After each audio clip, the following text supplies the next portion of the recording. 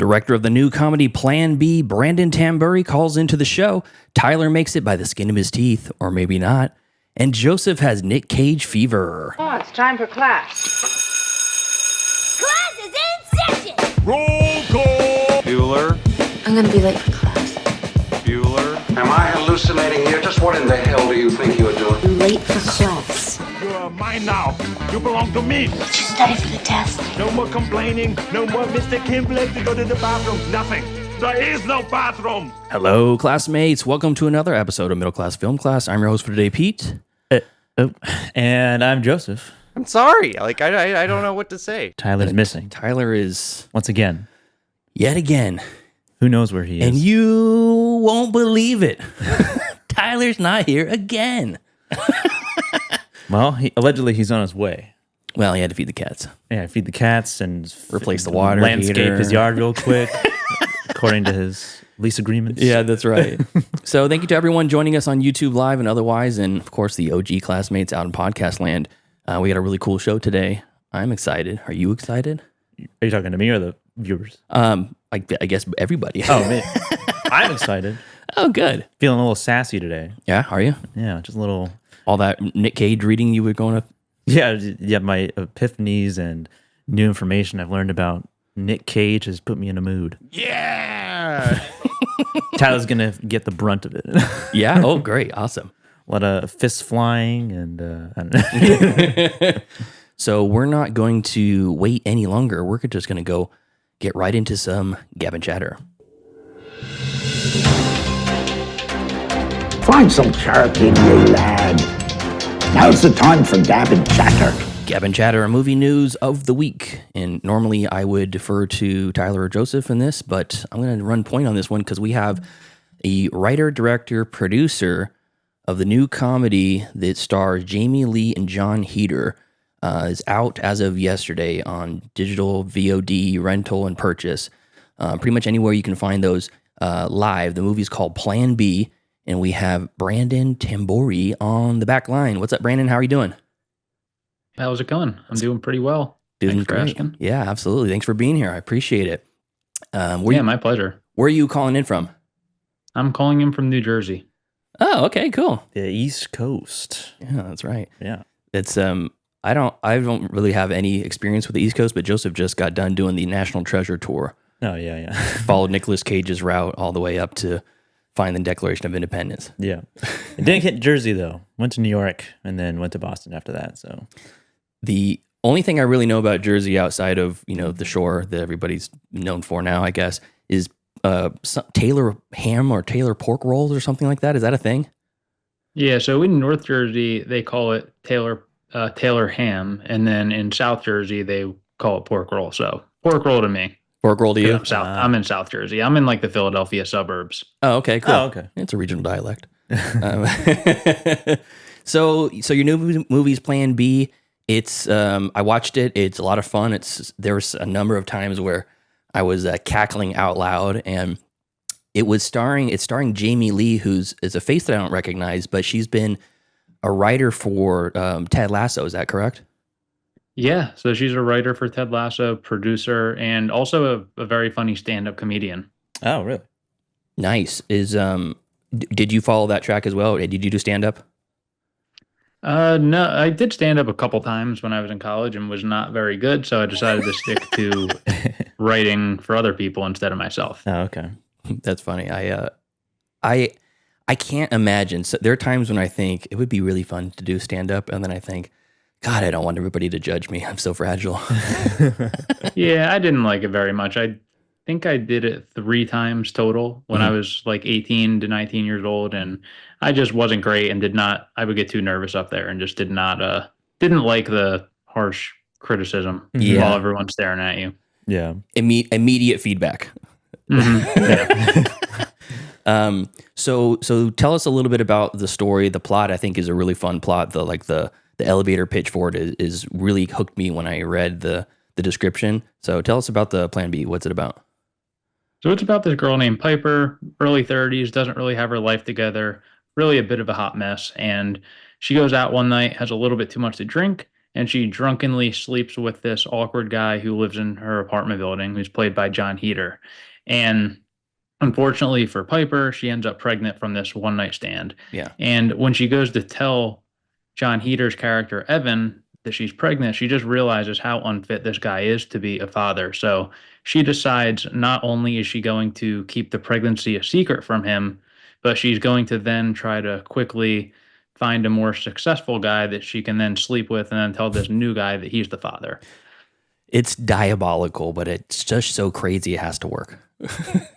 Yeah, that's really I'd say the general elevator pitch, but then a little bit more into the plot without giving too many spoilers is that leads to like a series of funny but failed attempts at trying to find a new guy. Then she does actually meet a guy who checks all the boxes and seems on board for the pregnancy, of course, thinking the baby is his. But then the more real things get with this new guy, the worse our protagonist starts to feel. And then that's really where the heart of the story is.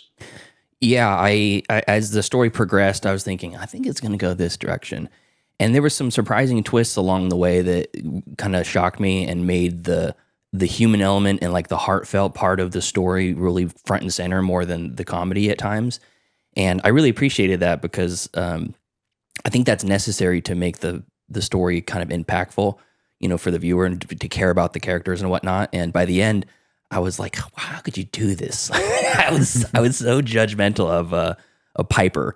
And once it kind of came around and the story developed into what it was, I was really satisfied with the way you've kind of like finished off the story. So very well done. I really appreciate that. That really was my goal, I'd say, to focus a lot on the emotional elements and the heartfelt moments, because there is quite a bit of comedy in the movie, but the pacing is pretty quick in my opinion, and all of the comedy plays into the plot. Like there's not really any jokes there just because they're funny. All of the jokes really go into the story somehow, and they're all there for a reason to advance the story. Yeah, and it was really nice to see John Heater again. I mean, anytime I can see him on screen, it makes me smile. So this is a passion project. It's a grassroots sort of thing, and you raised the majority of the money for this yourself. Tell us, the listeners. We're big fans of indie stuff. We champion it. We want our listeners to go, see the indie stuff out in theaters or rent it or purchase it. What was a monumental task to gather up the money to make this? So yeah, I actually raised all of the money for this myself, which was a huge task, I'd say, to to have one person doing all of that. But pretty much I started off just reaching out to people that I knew that were not in the film industry, like friends of friends, local business people, things like that, people like that really, again, had no experience in the film industry at all. Yeah. Just pitching them this project, like, hey, I'm trying to make this film. And we'll get into in a little bit. I did have some other experience in the film industry, but this was going to be the first feature film that I was trying to direct. And I was able just to get a bunch of people to throw in, I guess, in the grand scheme of things, a little bit of money each, and then was able to have a pretty big pot. And then I was able to take that money that I raised and go to a handful of people that I had met from working in the film industry that had previously been involved with films and film financing, and was able to finish off the rest of it. And I had enough money to make the movie. And then we started casting it and filmed it. And here we are all this time later.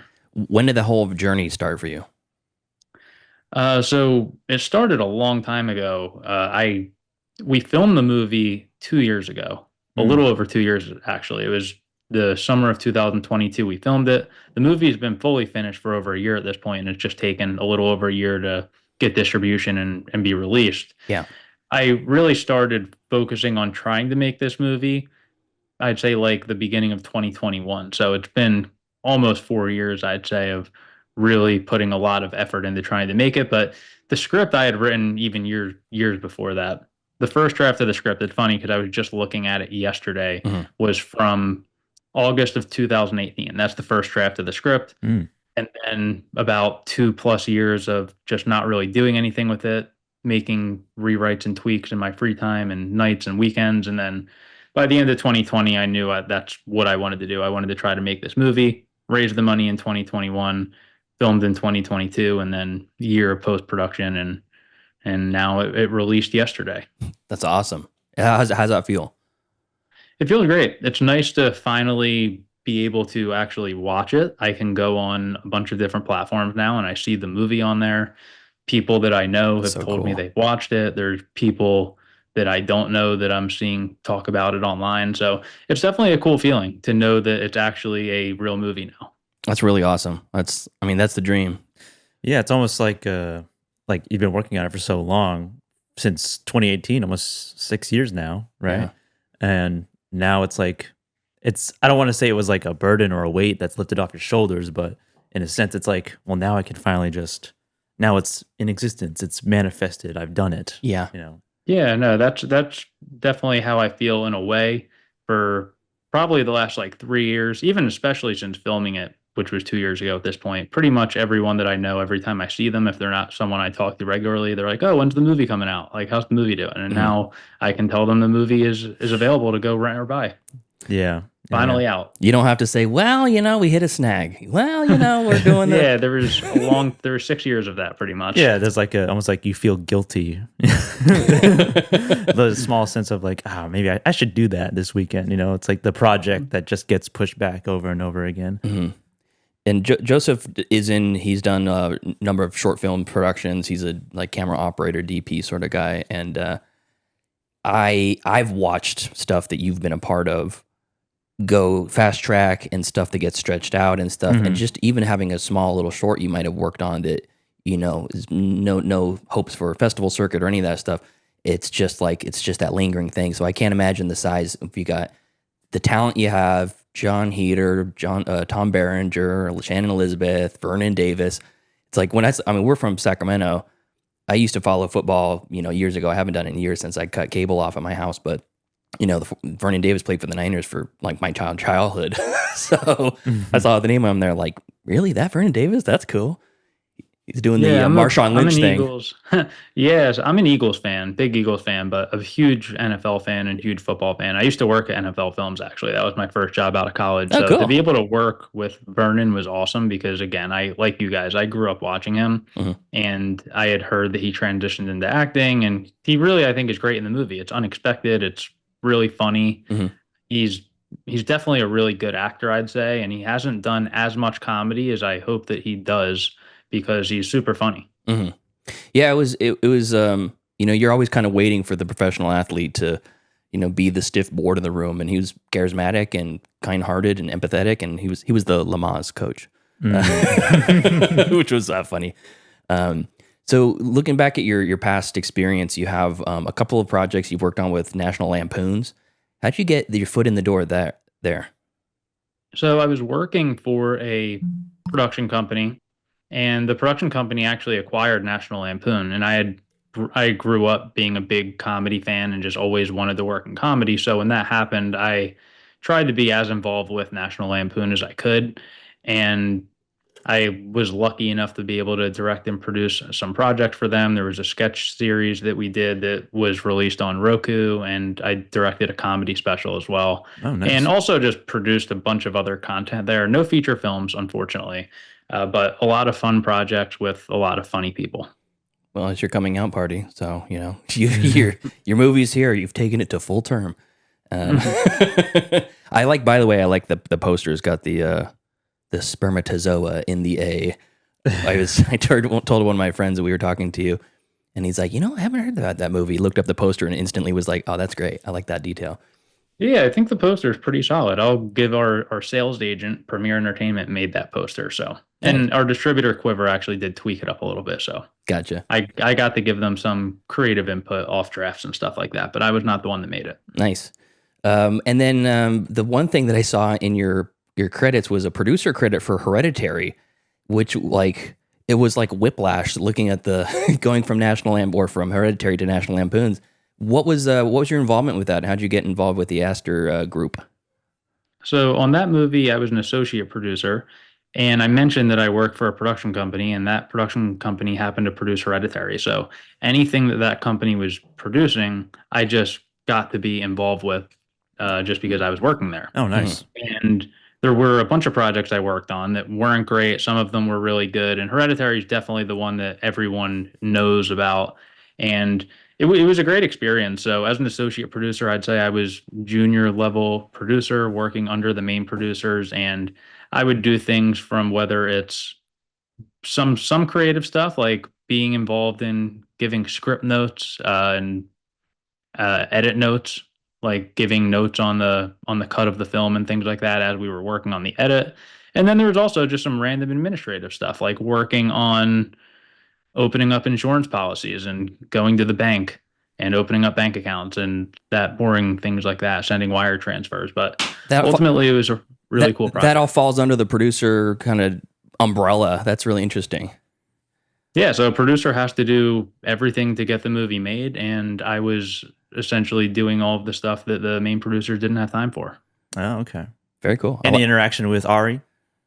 Yeah, I haven't talked to him for quite some time, to be honest, but we talked a good amount while we were making that movie, and it was cool seeing Ari as someone who had never made a feature before. He had only done shorts at that point, and they were very good, very weird and twisted. So if you haven't seen them, I'd recommend going to watch his short films. Yeah, they're wild.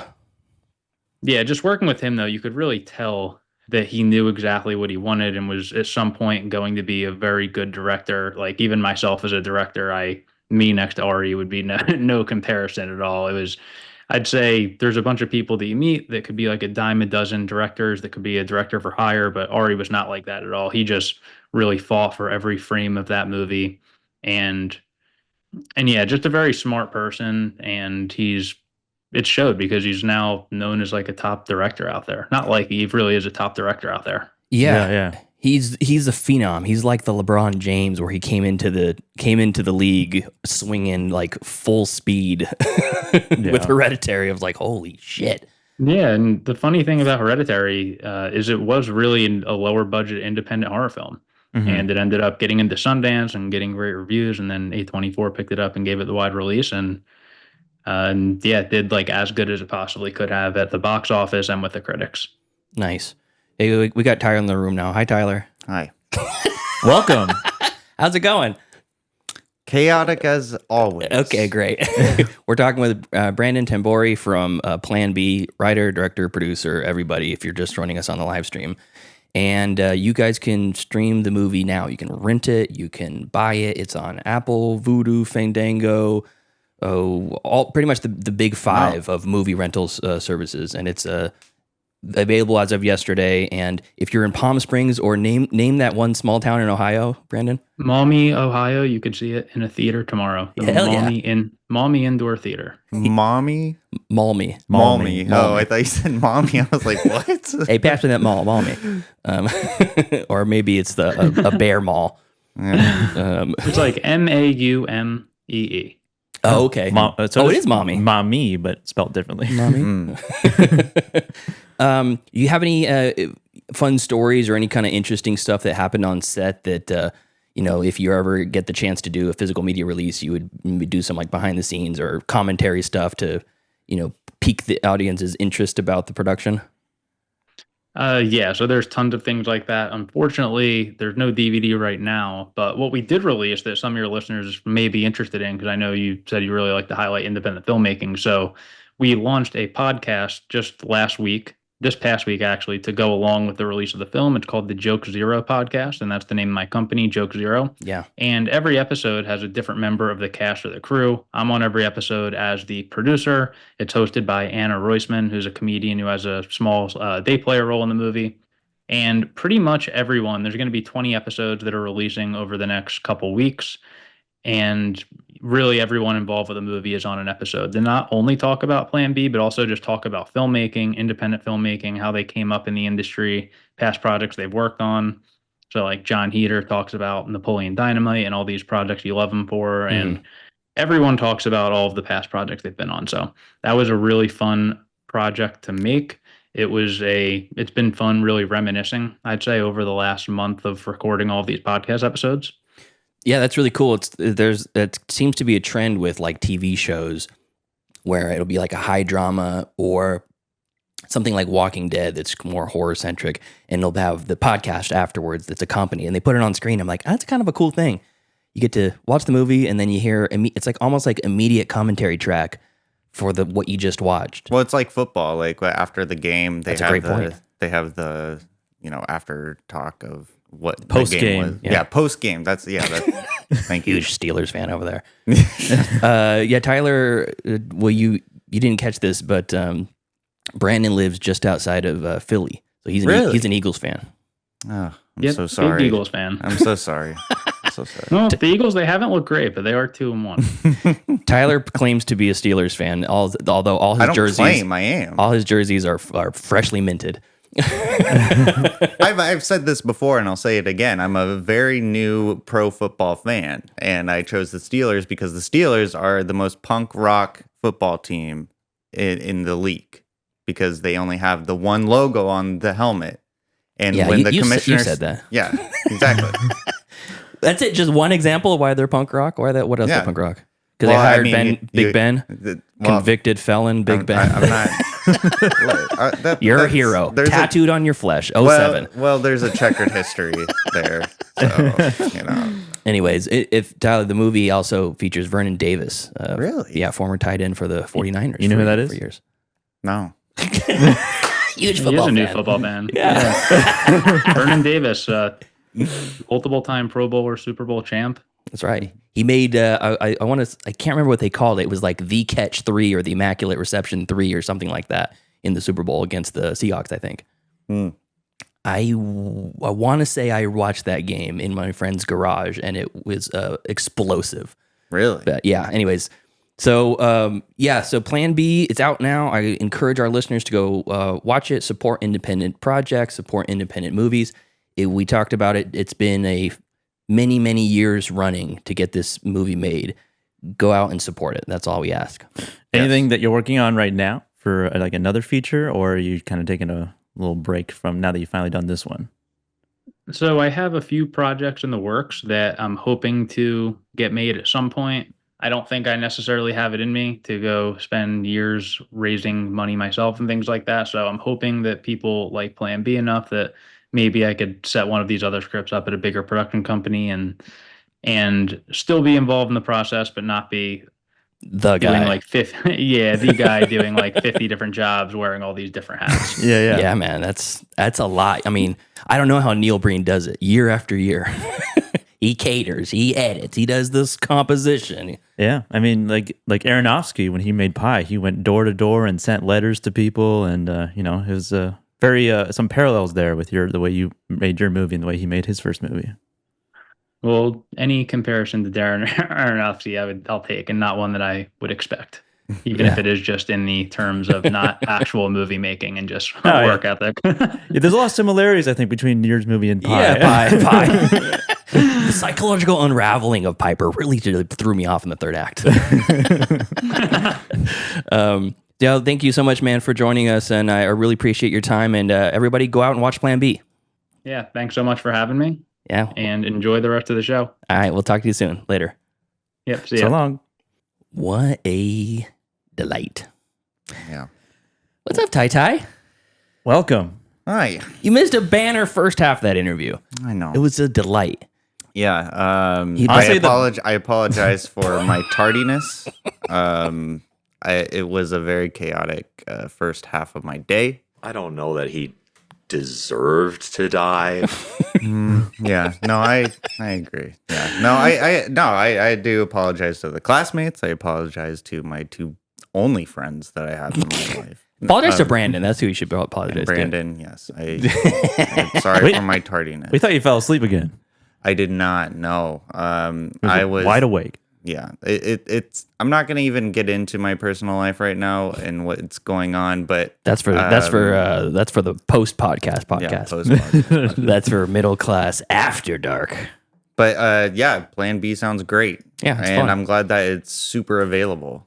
Yeah, it's good. It's a good time. It's I wanted to ask him if he was inspired by the title Plan B of the Glenn Danzig's record label Plan B. Because in the 80s, I don't think so. I don't think so. It's the pill. It's about a pregnancy that's unwanted. Well, it's wanted, but just not the father. The father's not wanted. Yeah. because when I heard Plan B, I immediately thought of Danzig. I'm sure you did. Bruce thinks that we should give Tyler a punishment movie. For being late. Oh, yes. I think that's a great idea. You know what? What have I done? Yeah. Yeah, I mean, that's your bed. Now it's time to sleep in it. yeah. Take your medicine. This is the wheel of punishment. No, Tyler, don't disrespect the drop. I'm not disrespecting You it talked at all. over the whole thing. Oh. I haven't. We haven't used this in a long time. No, we have not. I put you on the spot. Yeah. All right, so here. But yeah, Bruce is in the chat. He suggested the punishment movie, so that's what we're gonna do. All right. Yeah. Oh, you got it ready already? Yeah, I got it. Hell yeah. I All pulled right, it go. up. Let's punish my life even more than I've been going through for the past 48 hours. All you have to do is just send us a text message. I could have prepped and got a backup person. I could have had a Put an image in your place. I could have had Glenn Danzig in your visage right there. I know. Don't blame this on your life. Running late, You got- guys. You're glued to your phone. I see. You're always on it. I'm not always on my phone. Oh, that's me. Oh, my- wait, that's me. hold on, My bad. actually. Yeah, hold can you on one second. text your fan club? Tell them to Here, come let me watch the stream. We need the hours watched. Yeah, let me just get on my phone here really You need to quick. turn on your share your location with us so we know where you are at all times. Wait, now I have to share my location? At least on Saturdays. All right. It just would be nice to Just give us an update. I know. It'd be nice if you thought about us for listen, I know. I once. Joseph, you want to spin that wheel? Okay. spin it. There's a Listeners who don't know, this is a amalgamation of movies that the listeners have written in that are punishment movies for situations just like this. Just like I'm actually putting one my on tardiness. My tardiness. that I watched that I'm going to mention. But I'm putting this movie on the punishment movie because it is a punishment for sure. What one? Jeepers Creepers Reborn. Oh, fuck yeah. That was going to be our first watch along, but I figured I didn't want to do that to the listeners. Oh no. Yeah. Bruce says Tyler was too busy ogling AI vampire women online. Wow. He knows me so well. I was just going to say, that's literally what he was knows doing. me so well. Literally, that's what he was doing. Yeah. All right, we're gonna spin the wheel of punishment right now. Give it a spin. It's spinning. Just trust me. I can barely hear the ticking. Yeah. Oh God. No. What is it? I don't know if this counts as a punishment. American Mary. American Mary. I don't know. I've heard that's actually not bad, but American Mary. American All Mary. right, let me write it in my notes. Let me make sure it's We'll make in sure there. it does not watch it. and report it next week. American Mary. No, It almost landed on Empire. Oh shit! If it landed on Empire, we would require a live stream of this to make sure live stream? you're actually watching it the whole Should time. we do it for the Patreon? Yeah, I could put the 9 hours of you watching Empire, the static shot of the Empire State Oh, Building. that's right. That's what it is. for the Patreon. Just me talking about nothing. No, you Just- wouldn't it even would be just talking. You'd just be sitting there. No, just me sitting there. No, Yeah. I can't be silent. Come on. Yeah, that's true. That's true. Yeah. Well, I just want to make sure you're not on your phone. You're actually pay attention to the movie. yeah. Raw dogging the Empire. My Dog. personal record, raw dogging. God damn it! I forgot that movie was freaking awesome. Submitted by Ryan. Yeah, Ryan wanted us to watch that like on the wheel. It's like why? What? So, But, yeah, all right, American so Mary. American Mary. I will watch it. Next Okay. week, or you get another one. I'll get another. Oh, If you don't report if I back don't next watch. week. Okay. Yeah. All right. And well, just gonna keep check out for my stacking. Yeah. Look for that letterbox just keep review. Stacking it up. Just keep stacking it up. Yeah. You're the one that wanted to do this podcast. I'm just to remind everybody. Yeah. Whenever we Wait, talk, this whole thing was your idea.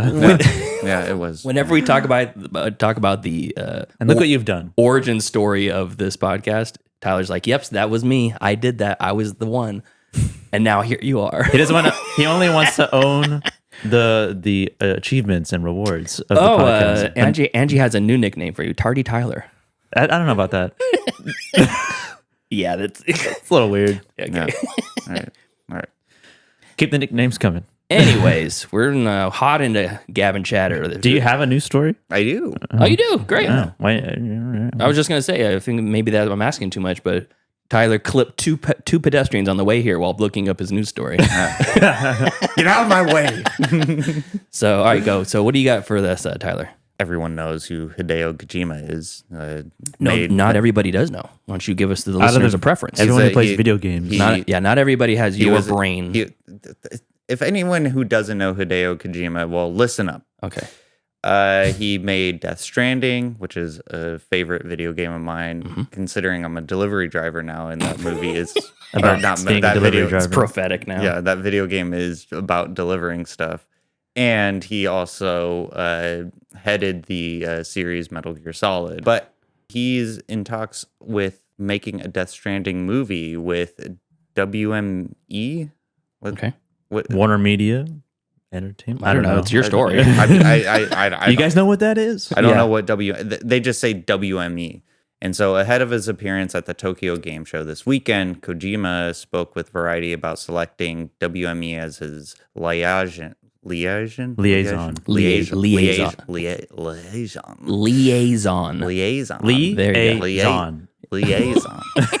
In the world of TV and film, his plans for upcoming video games, Death Stranding 2, Fizzint, and Jordan Peele collaboration OD, which, I mean, that's awesome. Yeah, like that, cool. So we're getting a movie from him. A Death Stranding movie. So he said, I made games at Konami for 30 years. Though I was offered a lot of work outside of the company to film commercials or films or write scripts, I couldn't do any of them because I was employed at Konami. Also, the games that I made were not my IP. They belonged to the company. At the end of 2015, I went independent. I know, Joseph, you played Death Stranding. Yes. And that is, I think do you think there's a movie to be made there? Probably. I mean, it's already kind of like a movie. It's very abstract and weird. Just cut out all the walking. But yeah, it's very, the story is like, it's very absurd what is going on in the game. Yeah. But there's a lot of cool elements that could translate to a movie that would be equally as ununderstandable on the first playthrough. That's how interesting. It kind of feels like a cyberpunk future, dystopian future, but set out in the outside of the city wilderness. Yeah, exactly. Everybody lives underground because the rain kills you. It's acid or something.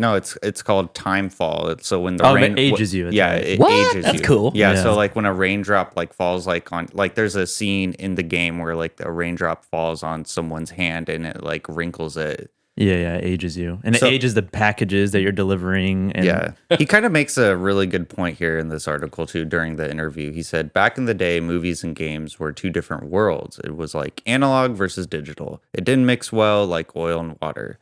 Nowadays, movies are also digital, like being shot on digital cameras instead of film. The pre-production and post-production phases are digital, too. So what he's getting at is, so he made this company, and he's proposing to Variety that, yes, we made a video game with this company, but we want to branch out to more forms of media. Bruce says your new nickname should be Tyrim. What does that even mean? Tyrim? Because of Skyrim music. Well, he's calling you an NPC. No, I'm the main character, Bruce. I'm sorry. That's true. Tyler's the main character in everybody's life. Yeah, that's what's that movie with Nicolas Cage called? Dream Scenario. Oh yeah. Oh God. You know what's funny? Someone recommended that movie to me. Oh yeah, interesting. Yeah. Anything else, Tyler? No, that's it. All right, great. All right, Joseph, what do you got? Speaking of Nicolas Cage, actually, I have some things I learned about Nicolas Cage that you guys may or may not know. You might know this already. Okay. I just am late to the party, but I was talking with some people, and so Francis Ford Coppola owns a couple wineries. Yep. In Coppola Napa. wine. Mm-hmm. Coppola wine, and also Inglenook. Inglenook Winery. Sounds like a Hobbit wine. Yeah. At least I don't know if he still owns it, or if he's yeah, I own it, but somebody else runs it. Or there's a stewardship or something going on there. But at one point he did own it. He bought it in the 70s, and there's a bunch of Nicolas Cage stuff there. Interesting. Right? It's I guess this is this person told me this. And I was like, why is there a bunch of Nicolas Cage? It's a room dedicated to Nicolas Cage. Is Coppola just a big fan of Nicolas Cage? And then he was like, they're related actually. Yeah. And I was like, what? Yeah, he's Sofia Coppola's cousin. Mm-hmm. Yeah. And I had no idea. Yeah, really? Yeah, it's his nephew. I had no idea. Or uncle. And he changed his name because he wanted to make it on his own. He's an anti-Nepo baby. Yeah. And his full name is Nicholas Kim Coppola. Kim. That's cool. Nicholas Kim. Like Kim Jong-un. Or like Kimberly. Oh, okay. Maybe. I don't know. Jimberly. His name is Jimberly. I thought that was so funny because I had no idea. Other celebrities that changed their name from a famous Emilio Estevez. Estevez. Yeah, he's Didn't he just take... Really? He's Martin Sheen's son. Yeah. He's Charlie Sheen's brother. That one is news to me. I knew about the Nicolas Cage being a nephew to Coppola, but I had no idea. yeah. It makes sense. But that's that was just like a fun fact. I was like, he related to Sofia Coppola, his cousin. Also, Super Dave Osborne, and his real name is Bob Einstein, and Albert Brooks is his brother. His real name is Albert Einstein. That's And he his changed- name? Yeah, he changed his name to Albert Brooks. That's Yeah. hilarious. I mean, I would do the same. and Michael Keaton, obviously, going back to Michael Douglas. I actually was wrong. Emilio Estevez is his birth name. The other Sheens, that's a fake name. Yeah, Estevez went with his Birth name. birth name, and they went with the stage name, I guess. So fucking Charlie Sheen took his dad's stage name. That's weird. If I was a Baldwin, if I was like one of the Baldwins, at some point I'd be like, I'm gonna be somebody else. Really? Billy Baldwin changes his name late in his career. Billy Yeah. Baldwin. No, because that's staying power right there. If you're Baldwin, they're like, oh, come on in. Baldwin's- You're Billy Stephen Baldwin? Billy Wow. Baldwin's got pull in this town, baby. Steve Baldwin. Steve. Yeah, that was just a fun fact that I learned about our friend and Nicolas Cage. Our old Yeah. pal Nicolas Cage. Yeah. He's a very big fan of the show. Just topical because obviously Megalopolis Yeah. is out and Coppola's back in the You know, Megalopolis, they give you, when you buy a ticket, they give you a free bottle of Coppola wine to go with it. Oh wow. Yeah. You That's gotta an expensive. That's expensive wine. You gotta chug it before you watch the movie so you get Oh, a good God. review.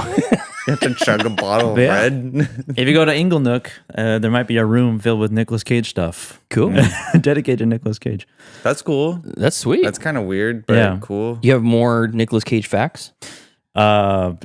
Oh, okay. I thought you had like a game. No, I don't. I just wanted to mention that. He just blew your fucking mind. Yeah, it did. Honestly, I was like, Nicolas Cage is such a the more you think about Nicolas Cage in the industry, the more he stands out so much. also Lily Collins is Phil Collins' daughter. Really? Yeah, That's cool. I was like, oh, I guess that makes sense. Yeah, because Collins. And Lily Rose Depp, you'll never guess who she's a daughter of. Who? Jim Depp. Oh, Oh, John Depp. John Depp. Jim Depp. So yeah, that fun fact about Nicolas Cage. Thank you for joining me. And then I was thinking about this idea we've talked about. I'm pretty sure we've talked about this concept, but I saw this video from Letterboxd with Tarsum Singh, Tarsum Singh, yeah. director of The Fall and The Cell and other things. Yeah.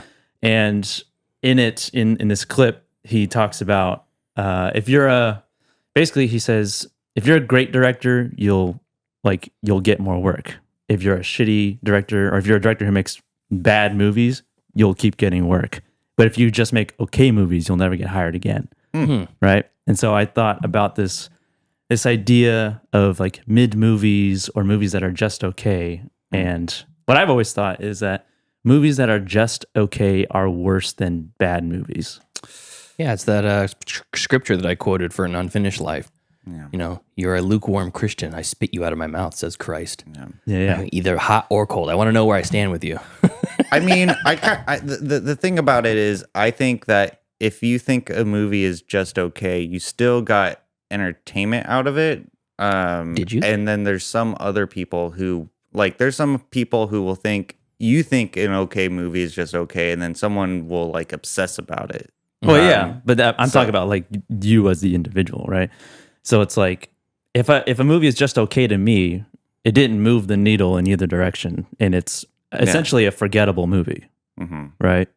Whereas like a movie like Samurai Cop or Miami Connection, right? Where it's like those are Memorable. quote unquote bad movies, but I had such a good time watching them that they are way better than just an okay movie. Yeah, so it's like what quantifies as a bad movie? So you're saying okay movies are bad movies, and then like the quote unquote bad movies are actually not bad because they're creating entertainment to keep the audience engaged. Well, I think what he's saying is, at least what Tarsem is saying, and it doesn't really hold up for something, say, like Miami Connection, because that got popular later in life, you know, and it was just so earnest. But I think he's really leaning towards the Uwe Bowls of the world. Yeah. The guys that do directing for features like Full Moon Media, or they do the really bad, like CGI. The Gravitas Ventura's productions. Yes, those like straight to sci-fi original sort of movies that are just so bad that... Now, these are like, obviously like the way that he's saying, Tarsem was like, it's very like black and white. You know, it's like kind of an extreme. Yeah. You know, obviously there's like some gray areas between like an okay movie being more entertaining than like a really bad movie. Like this idea spawned because I watched Jeepers Creepers Reborn, which is, I'll talk about it in stream picks, but is not a good movie whatsoever. But looking back on it, I like had a decent time, more of a entertaining time watching that movie than I would watching like a movie like an unfinished life, where that movie just was like just so dull milk and toast. boring and just white bread, just White bread. just plain white bread, stale white bread actually. Yeah, no butter. Yeah, nothing that like moved it up or down. It's a rice cake. But doing so just made it worse than a movie like The Room, right? Which is a bad movie. Yeah, but it's fun to watch. Yeah, I mean, I don't know if I can agree with Tarsem 100%, but I mean, there is some validity to some of those ultra bad ones. I mean, it kind of harks back. Tyler Noe. what? That's a quote by you, harks back. There was a time in the podcast where we were counting your harks. Yeah. We were limiting your harks backs. What? I'm not allowed to say a word now? We put a cap. I don't know what the number was, but we put a cap on each episode. Yeah, I learned a new word today. Big whoop. What about it? Liaison. Yeah. Liaison. Yeah. Never heard of that before. I forgot what my point I was going to make. I got cut on the hark back. See, am I an NPC now? I'm on the front. But yeah, the like... Tyler's like that brain worm in RFK's head. He's just taking over our thoughts. But yeah, the mid movies is like, I don't want to watch a movie that does nothing for me. Well, I mean, like, art is subjective, man. Well, I know it's subjective, so, but like, so it's like it's a movie that it will just be okay.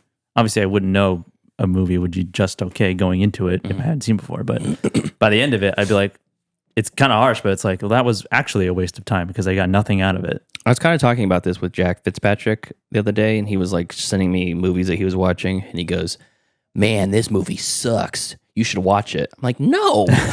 That sounds like me. No, this I'm movie not. Sucks. You should watch it. I'm not gonna watch it because you already told me it sucks, and there's no like reason to watch. Like, I'm okay with watching a bunch of shitty movies, but I want there to be something behind it. Some redeeming quality about it. Yeah, Shout Factory had going out of print sale for some of their titles that they carry, and the Omen series is on there. What was the other one? The Fly. It was like The Fly Part 2, The Fly 3, The Fly's Revenge, and then the remake from Cronenberg. It was like a 4 or 5 movie box set for each of them. And I'm like, didn't even know there was 4 original Fly movies. Yeah. Or the Omen movies before the Omen reboot. So I bought the box set. They were super cheap. And I'm like, I really don't have a huge desire for it, but I'm like, for $12 for 5 movies, and now I can't afford not to get it. Yeah, and now I can watch the entire like history of The Fly, and it's like these 4 shitty movies spawned one of the greatest body horror movies of all time. It reminds me of when until the 2024 came into play. Well, that's true. And I will talk about that later. Like if Megalopolis was met with reviews like it's all right, yeah, it would not get nearly as much attention. It would not be as like polarizing, divisive, and it wouldn't be sought out. Have you seen the Letterboxd curve for the ratings? There's almost For just that as, movie? Yeah. Oh, there's yeah. almost just as many 1 stars as there are 5 stars. Like it's almost even across the board. If it was opposite, all 2.5s, Yeah. I would be like, I don't want to watch. And you see a lot of that. It's safe media and like Megalopolis has Metalocalypse. they have a moment where someone from the audience goes up to the screen and talks to the screen. Yeah, yeah. And there's like cameras on them or something, and there's a program that hears what the person's saying, and then the movie responds back to them. Is they supposed to do that with every screening? There's like supposedly they'll tell you if you have an interactive screening or not. Oh, really? Yeah, and so it's Weird. and it's like it's crazy, I've seen that That's in the like future. I've seen that in theme parks and shit like that. I've seen the that. Turtles. Yeah, the Finding Nemo turtle. I've seen it in Las Vegas in 1996 or something like that. 1998. There was you're on the escalator at the Treasure Island, and there's a pirate character that's watching you, and I went up the escalator 3 or 4 times, I realized he's talking to actual people on here. So I stood there and talked to him. And there's a guy in a fucking booth somewhere, and the camera's on his face, and Just he's watching like, you. He's cracking jokes, and he's like, "Hey, you're back! You're back again! Why'd you lose all your money on the slots already?" And I was like 13 years old, like blew my mind. Just personal attacks. Yeah, exactly. He was basically roasting everybody. But now they have it in it's Adam Driver talking back to you, and it doesn't look like a CGI shitty pirate or whatever. So it's like there's How do they film those responses? I think it's real time. He's there. Yeah. He's there. It's a live stream. I think it's like a basically sort of like an AI model, the 3D. I don't know. Who the fuck knows? Well, I'll watch it. I can't wait. Anyway, Sorry.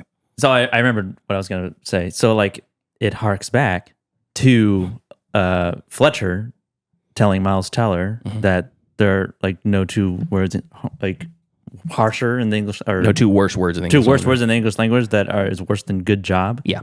Yeah. Where it's like it's obviously like in this context because like it's just okay, and I don't know. I I think that's fine. I stay away with if I'm warned, if someone tells me like it's all right, I'll be less inclined to watch a movie. Yeah.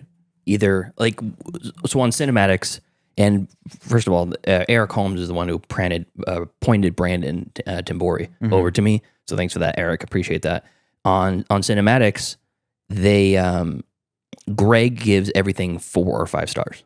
They call him 4-star Greg. Yeah, He just likes movies, and he's very kind to movies. Every once in a while, he'll give something a 1 or a half star, or go on this long scathing review about how it like ruined his life when he watched really it. didn't like And I'm like, oh, I gotta watch this, So Yeah. there is a lot of power to that. It's either this is like watching music. I had to watch music when I found out that a able-bodied person plays full-on like Disabled. full-on autistic, disabled, and it's also directed by Sia, and the entire thing is made up of musical numbers in this young girl's mind. And I was like, this is wow, I have to watch this. I'm expecting it to be terrible. If everything was just okay, no progress would be made.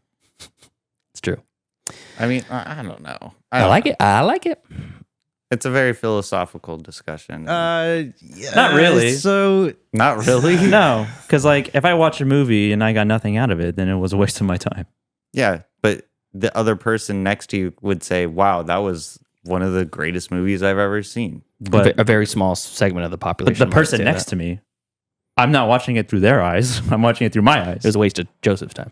I mean, that's that. Now we're just talking about art and it being subjective. Like, No, we're not. oh, we're not. Oh, Like if something, if it just does nothing for you, then I mean, I guess we are. If it does nothing for you, then Existentially, bro. then it, I don't know. It just didn't do a good job. Obviously, everyone's different, but like exactly, because it's subjective. It's subjective. So like an okay movie is I feel But I'm like talking about my experience. okay. Well, all right. We don't need more mid movies. Tyler would disagree. Yeah, I know he'd disagree, but like I don't want to pay money to go to the theater and be like, that was a waste of time and money. It's much worse when it's in a theater too. Yeah, Yeah, and you walk it out and you go, because that's an investment. That was okay. Because you got to get the snacks and stuff. The reality though is, Tyler, every time you commit to watching a movie, that's an investment. I will say though, depending on the day, like I'm not going to waste a Friday night movie for a mid movie or Saturday night, a weekend movie for a mid movie. If it's like a Tuesday and I have the day off and it's 11 a.m., maybe I will. Mhm. I'll be more inclined to do that. Okay.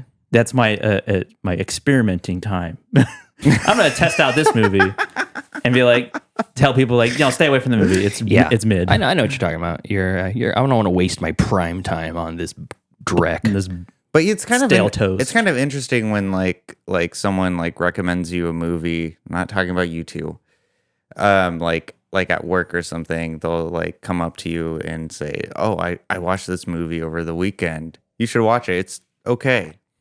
Now that's exactly, you're proving Joseph's point. You're it's fine. So, but that's I wouldn't watch it. Why would you at that point go, "Oh yeah, I'll put that on. It was fine. 3 stars, 2.5 maybe." Yeah, but that's the interesting point though, is that they just say it's okay, but it's like, why are they recommending it to you if they just say it's okay? Because they're just making conversation. They don't know how to talk to you. Oh, they're would you recommend an okay movie? Yeah, I would never do that. The only time I would go like, never. This movie's mid. You would like it is if I know that person personally, and I'm like, this movie's super mid, but it has Vernon Davis in it. I'm not saying Plan B is mid, but I'm just saying is like, you find a person in that movie or a concept in the movie, and you're think like, of something of that movie to be enticing. The movie's about having a hard time conceiving. I can't remember that movie with Catherine Hahn and Paul Giamatti. Private something or other, but great movie, and it's about having they're having a hard time conceiving, and they're doing the fertility drugs and all that kind of stuff. And you're like, if you knew somebody who struggled with that and then successfully had a child, you could recommend it to them and you go, this movie's okay, but you might really find a lot of comedy in it because there's a lot of stuff wrapped up. Constant fucking in there. Yeah, I don't know. Sometimes that has an element of condescension to me. Like, I didn't like it, but you might. Well, yeah, I mean, I thought this movie was stupid, but I think you might like it. I mean, if you couch it that way, you're like, it's not my type of movie. This movie is dumb, not funny. You might enjoy it. Well, I get recommendations like that all the time. They're like, this movie is disgusting and grotesque, Pete. You'd love it. That's a little different. And I'm like, sweet. No, it's not. It's the same thing. No, I don't think so. It's the context of the movie that's different. I didn't enjoy it, but I know that you probably would because you like this type of movie. I'm not saying my opinion's better than them. It's just different than them. Yeah. Again, that's what I've said. All right, you got anything else? Yeah. No, sorry. No, I don't. Really? That's it. All right, cool. Let's get to some streaming picks. Movies. Wanna watch a movie? Yes, I do. Disney Plus. Oh, HBO Max. If I don't get the pick, show's over. I have grown accustomed to Hulu Plus. Amazon Prime. I like Netflix. You found the pick. Stream picks. Movies that we watched on our streaming services this week that you can watch too. Tyler, why don't you lead us off? So I talked about it last week very briefly about how I have a changed opinion on Joker. Okay. So finished it. Oh, okay. I didn't write it on Letterboxd yet because I want it to be very I want to articulate my thoughts on it and pay attention what I'm typing instead of the usual review I have on Letterboxd. So you usually just give us some slop and make me read it on air, or read it on air for our listeners. Correct. Okay. No, I don't. I think about it, but this one because I think when I write. Because when I yes, I do. Thank you. I have very conflicted thoughts on this movie now, because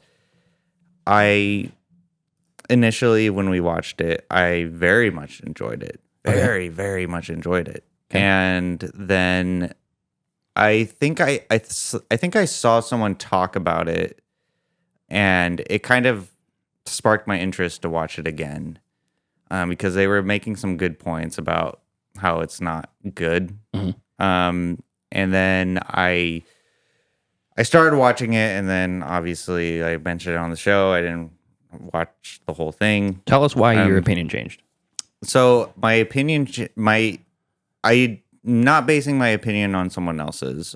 However, it did make me want to revisit because I think I was on a high. I was on a Joaquin Phoenix high. Okay. Because I love him as an actor. He's one of the greats. He's one of my favorite actors.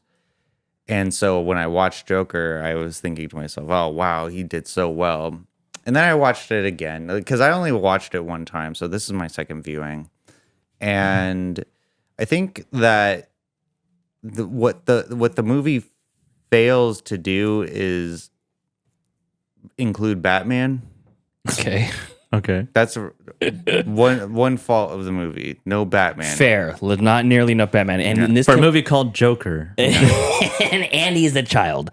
And so, I mean, I kid, of course, but my criticism of it is that they place it in the Batman universe because of like the Wayne Industries and stuff. I think what Todd Phillips the way he wanted to sell, the way he had to help sell the story is having it be dealt in like the Batman universe. And so I think I'm confused though. So that's the detriment to the story. The character's called Joker. Correct. It's an origin story for the Joker. It has to be set in the Batman universe. I'm confused.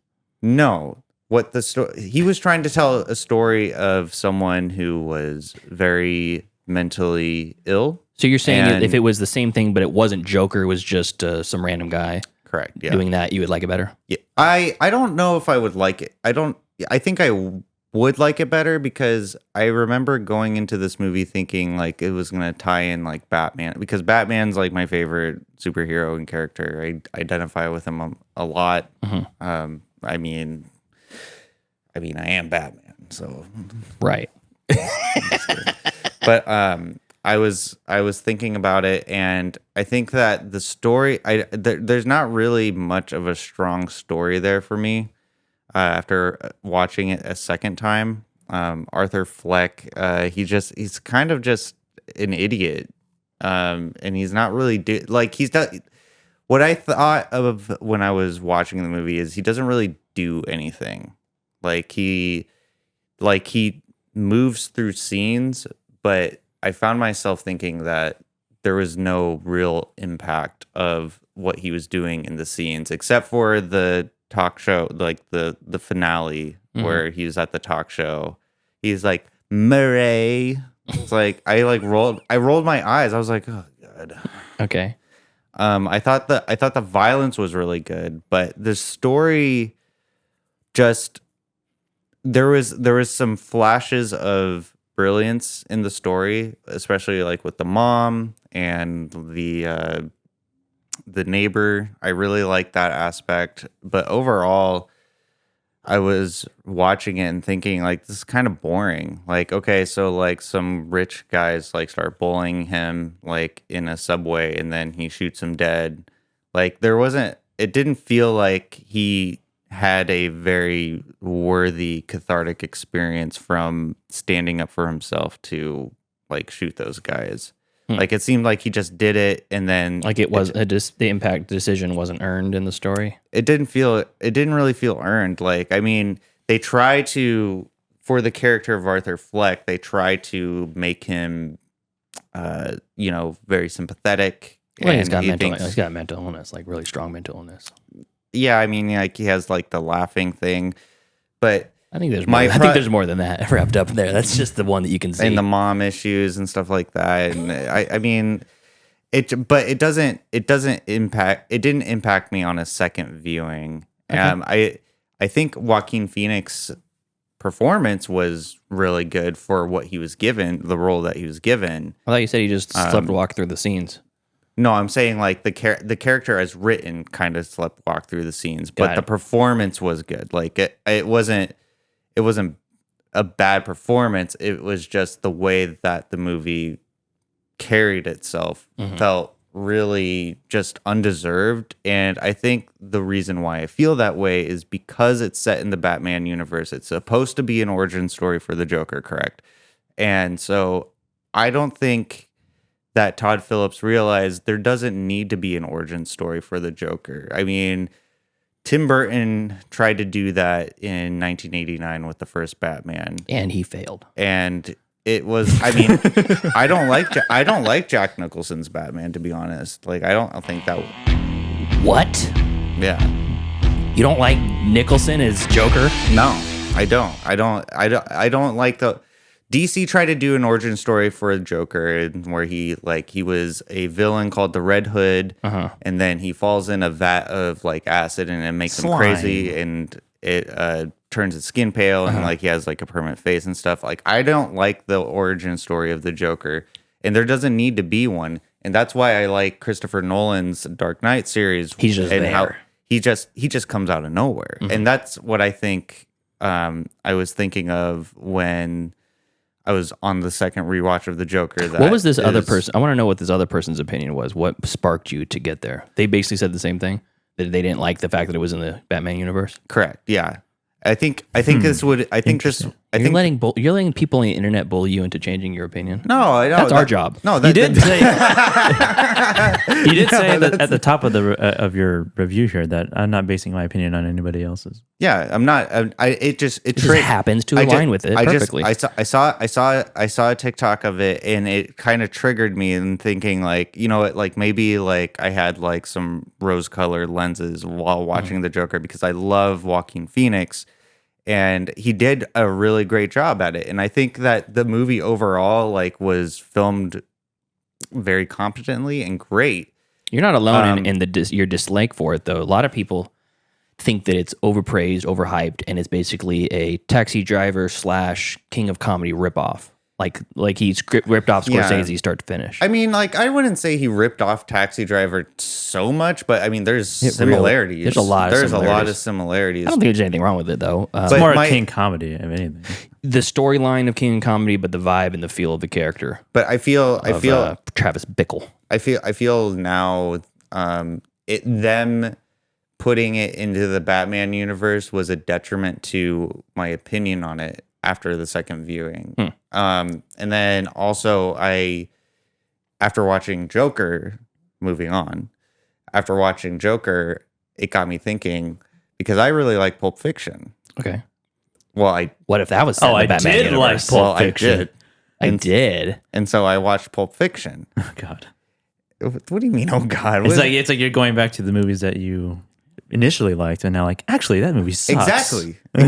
I'm not saying Pulp Fiction sucks, but wait a second. There's Are you telling me you don't like Pulp Fiction? I think so.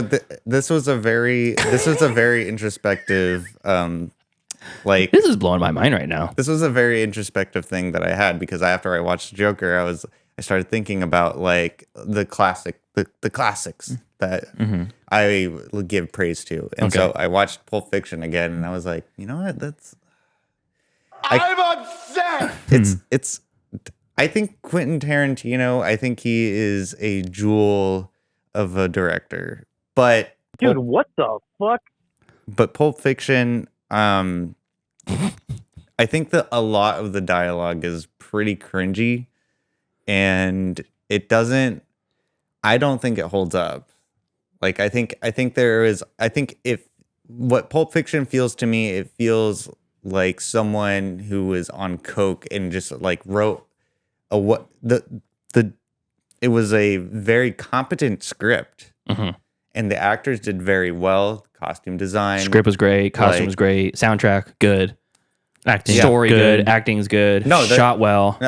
Yeah, everything Terrible was movie. Good, but it just doesn't. Not good for me. It doesn't.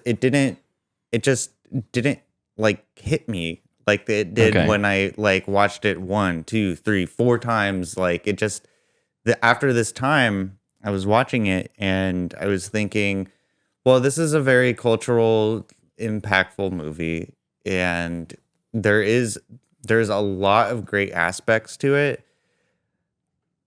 but it just there's just something about it that feels very pretentious. I don't know that he deserved to die.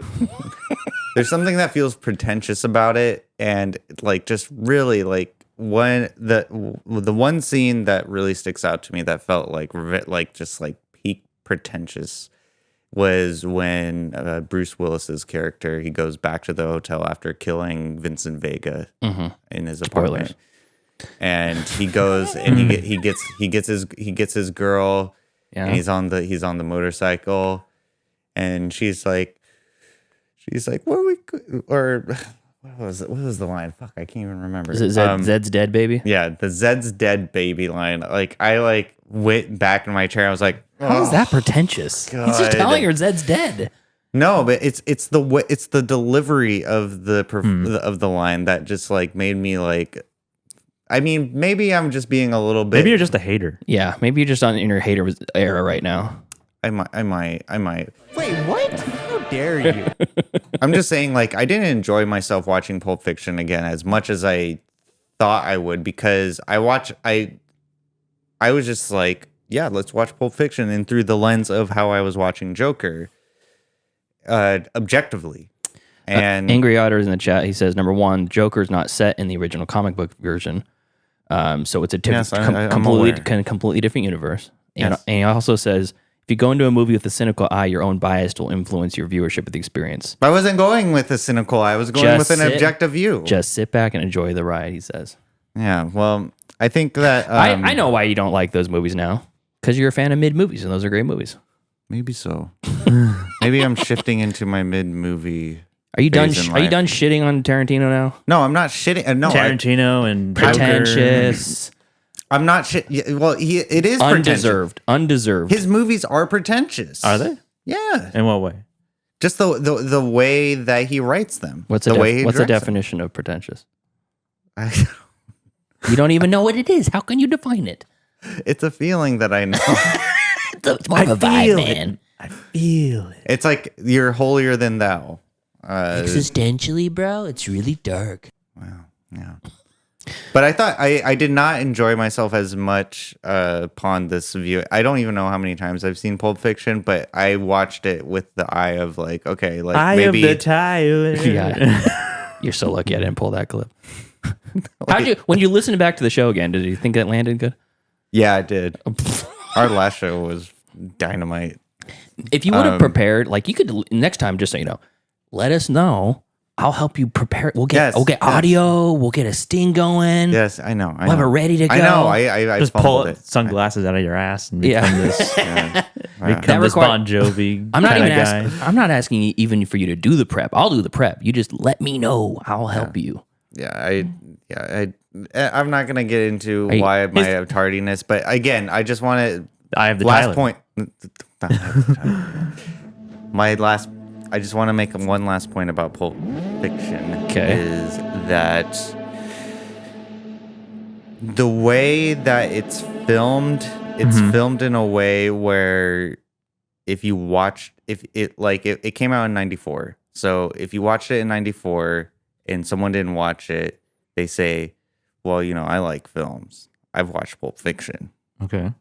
I don't know why I feel that way, but I mean, isn't that a meme with like film bros? Like they're saying like, well, Tarantino is like a really great filmmaker. Like, well, it's like, I mean, yeah, I guess so. It's like film students and film buffs or whatever. So it just felt pretentious for the sake of feeling pretentious. That's all I'm saying. Like I think that all of the performances and everything was great, but just the delivery of some of the lines, I didn't like Tarantino's feature in that. Okay, yeah, move along sign.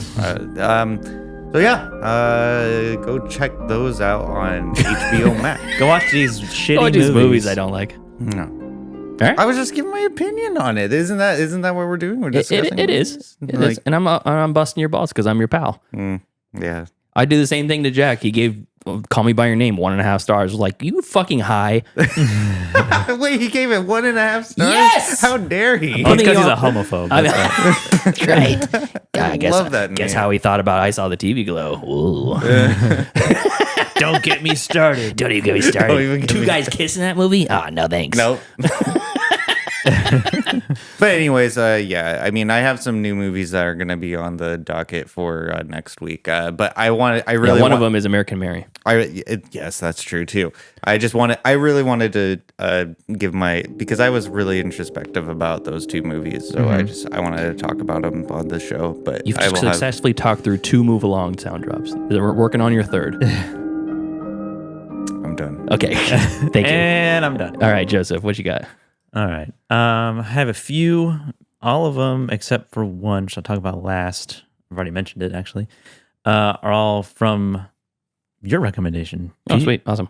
Or you've mentioned them in previous episodes. First one, best movie I watched this week, Challengers. Hell yeah. Streaming on Jack's going to hate that one. Amazon Prime. Because he hates tennis. I was actually, he texted me yesterday and was like, he's like, why is Challenger so good? You give it 5 stars. Do you think that's good? I'm like, it's fantastic. You'll hate it. Did he watch it? He hasn't watched it. He hasn't watched it yet, but I'm waiting for that review. But yeah, so Challengers starring Zendaya, Mike Feist, and Josh O'Connor. Mainly, those are the 3 main leads of this movie. Takes place in the world of tennis. Directed by Luca Guadagnino. Also, he's gonna hate this movie because it's directed by Luca Guadagnino. He does like Bones and all, though. He did like Bones and all. Oh, that's also great. And I had no idea I had like hints of like the story and what it was about. Mm-hmm. There was like a kind of a throuple thing going on. That was my assumption. Love triangle of sorts. But had no idea how it was presented, how the story was presented, and it's essentially presented in over the course of one tennis match throughout the entire movie, and then you're just given flashbacks of moments of these 3 people's lives and how they're involved with each other. And it's really well edited, and it looks beautiful. It's a great technically shot movie. There's a lot of really fucking cool camera shots in this movie. Mm-hmm. A lot of like POV, you're a tennis ball. Yeah. I thought that was so cool. And then the POV, you're a tennis player. And essentially Zendaya is like a very talented and top tennis player in this world, and named Tashi Duncan, and she gets involved with these 2 other dudes who essentially have a crush on her in the very beginning of their introduction. Yeah. And at the time that they meet, they're all in college. Check and see if we got Audacity still rolling. Should be. I heard a clip. Okay, just making sure. It's been on the fritz lately. So they're all tennis players and they're all colleagues or peers. They're all essentially at the same level, and collegiate tennis athletes when they all meet. And then eventually Tashi Duncan and Mike Feist's character goes pro, and spoiler alert, kind of, it's like one of them, she gets together with one of them, and you are like, oh, they're together. Mm-hmm.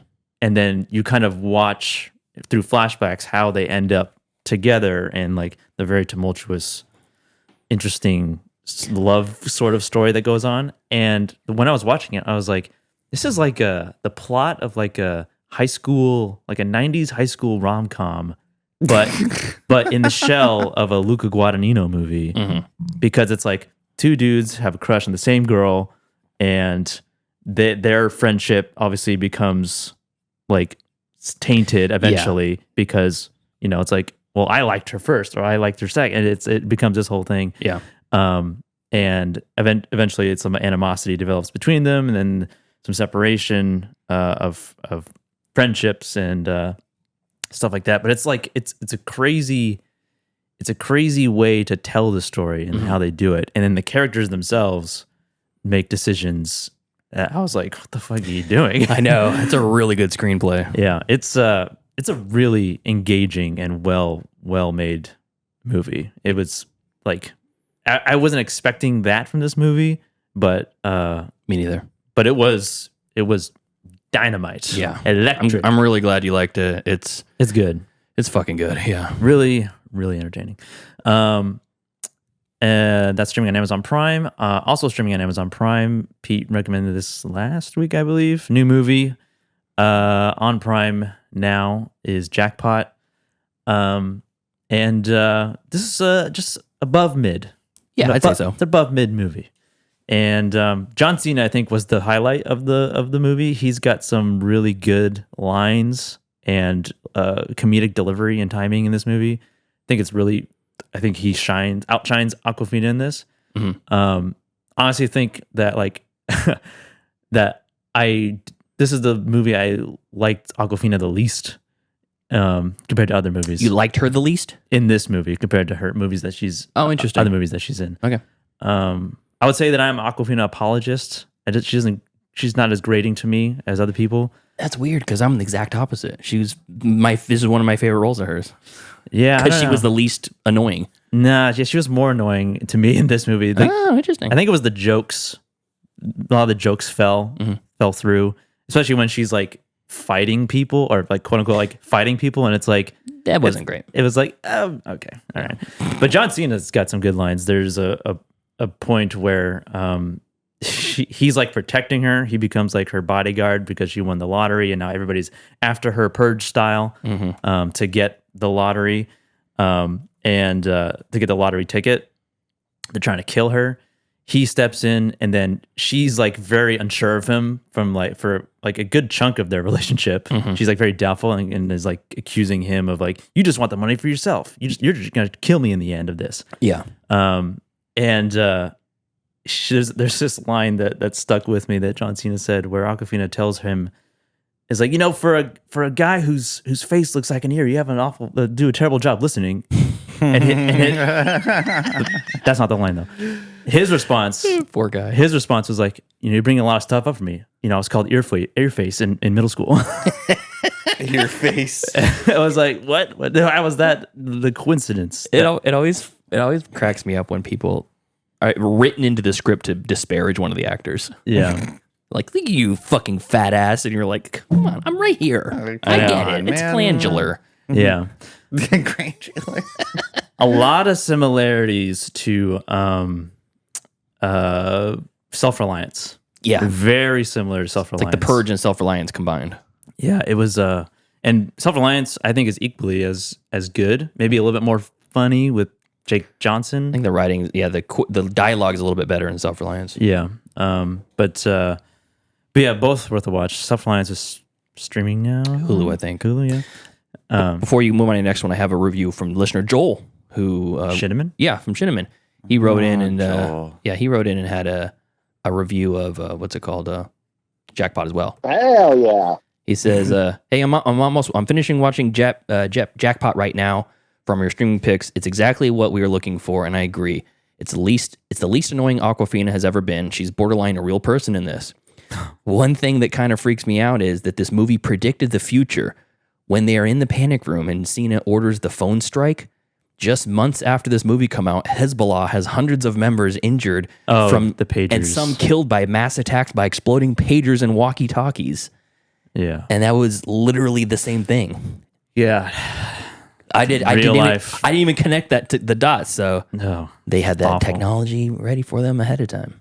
Our phones are explosive devices now. We were talking about that because it's like, did the batteries explode? And apparently they replaced something in them before they gave them to Hezbollah with explosive device. Yeah. Oh, so they sabotaged their phones and it plans to explode them, which is just like the plot of Kingsman. You get the Obama phone and then it turns you crazy, Or Halloween 3, you get the Halloween mask. Oh yeah, same thing. Bugs crawling out your eyes. That's right. It's gonna be October soon. That's right. Yeah. 67 days till Halloween. Another movie Pete recommended. It's been on my watch list for a minute since I saw the thumbnail. Is The Contestant, streaming on Hulu, documentary. And Pete talked about it, basically about a guy who Japanese guy goes on a Japanese game show in Japan because he's Japanese, and he wins essentially a raffle. Gets his name pulled, and he doesn't know that he wins. I'm still kind of confused on what he said what they told him that he was going to win, because he didn't know that he was being recorded live for television the entire time that he was stuck in this room. They told him he was going to get a chance to be a contestant on the new game show for this already established production company that was really popular. Yeah. And so the producer of this show is such a fucking evil dude. Yeah, he is. And because he puts this man, Nasubi, in a room.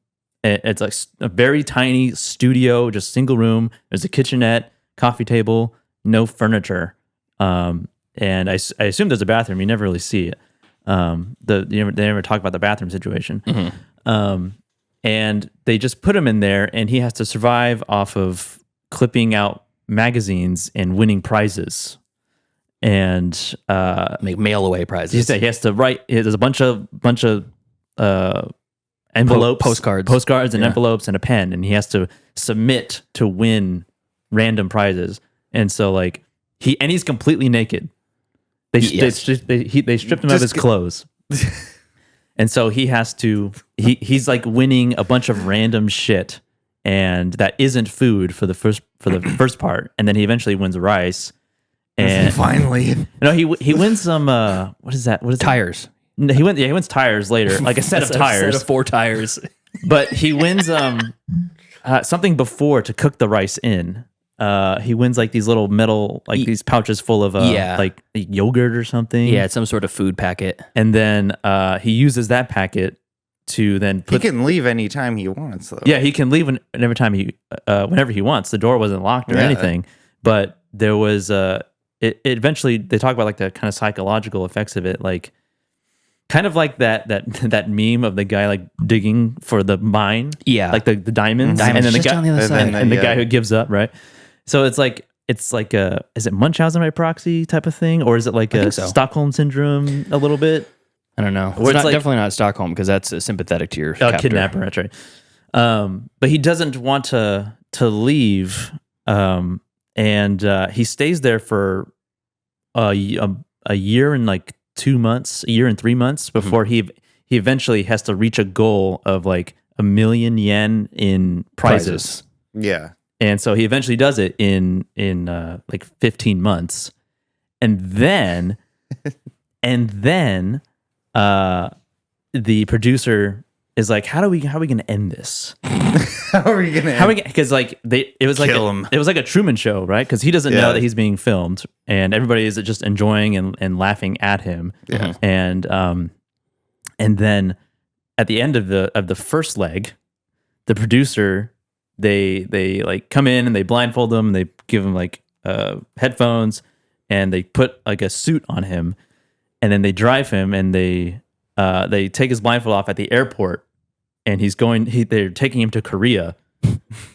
And then they do the same thing again in Korea. And so he's there for another, not as long. He's only there for like 3 months or 4 months before he wins. He reaches the cap again. Yeah. But he doesn't speak Korean, and they give him a bunch of Korean magazines. It's so fucked. It's so this fucked. Poor guy. It's so fucked. And he's such a sweetheart too. Yeah, but why though? Why did it doesn't make sense to me. The audience is eating it up because the guy is Ed Harris in this situation. It's for money, for ratings. Truman Show. And eventually, throughout the documentary, they're talking to him, Nasubi, and he's talking about like what he went through and like what his mindset was, and how eventually he was like suicidal at one point. And wow. And he talks about like why he didn't leave. And I didn't expect this to go this way, but it was a very heartwarming ending where he essentially turns his fame or infamy, I guess, into something good, and he becomes essentially like a rescue, like a mountain rescue for mountain climbing, for mountain climbing, like a Sherpa, and like natural disasters, because an earthquake happens at first, and then his village, or where he's from, I think, was destroyed, like completely destroyed by tsunami, and then he goes and helps, and then he climbs Mount Everest, or he attempts to, and then there's another earthquake at Mount Everest, and then a fucking avalanche comes down, and there's footage of it in the documentary. Jeez. And he becomes he turns the trauma that he went through into something positive for everybody else. Did you say this one was on Hulu? Hulu. It's on Hulu. Yeah, that's right. And the reveal of like the whole end of everything, the end of the game show, is also fucked up. Yeah. Because they do it in front of a live audience. Of course they do. He's had years in the room and didn't even know he was live. And when they reveal it to him, it's in a fake room that he's like, oh, you're not even in a third room.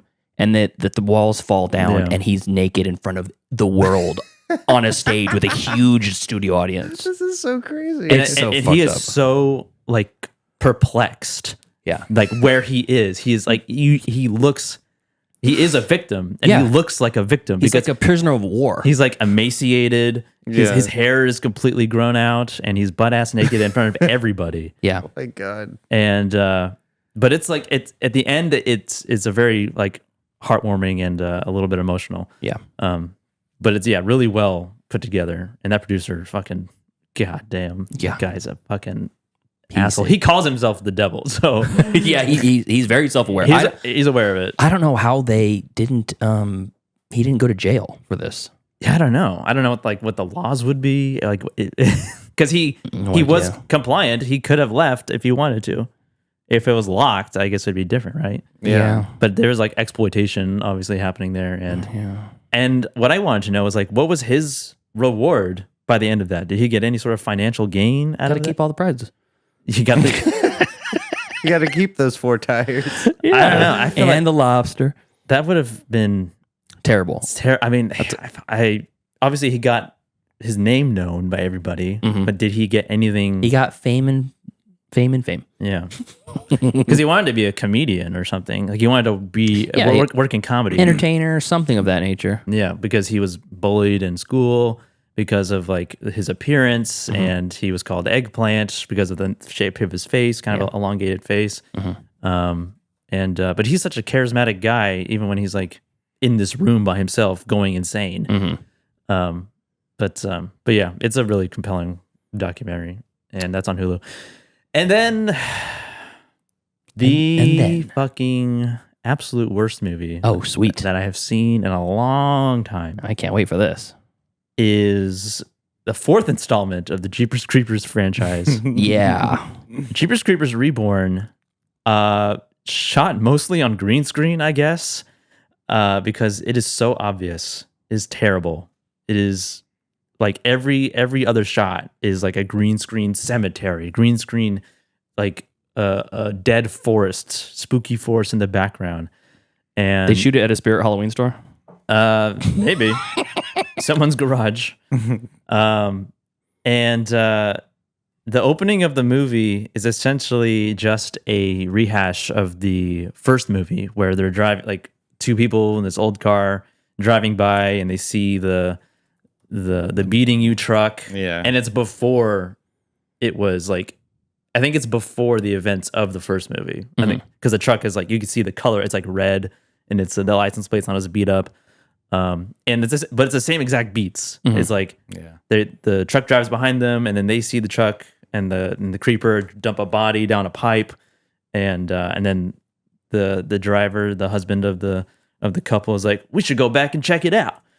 And then exactly the same thing happens in that opening of the movie. I already don't like this movie. I haven't even seen it. Yeah, it is rough. Terrible acting, terrible production quality. And it is absolutely, I felt punished watching it. You have one punishment movie that you don't have to watch because of this. Yeah. Well, I mean, what compelled you to watch it? Like, just because you like Jeepers Creepers? I mean, I like the first one a lot. I think it's actually a genuinely creepy and scary movie. I really like the second one. The second one is like a fun kind of more actiony, scary movie. Yeah. The first one is definitely very creepy, though. But I never watched the third one, and I didn't even know there was a third one. Yeah, and then this one obviously is in existence, and it's on Hulu. And I was just like, kind of like, I heard this was pretty bad, like comically bad, so let's check it out. And so, no, it's just straight up bad. It's just. It's like, you just don't. There's definitely like comical moments, like you can laugh at the terrible effects and CGI and VFX, practical effects. The creeper looks different.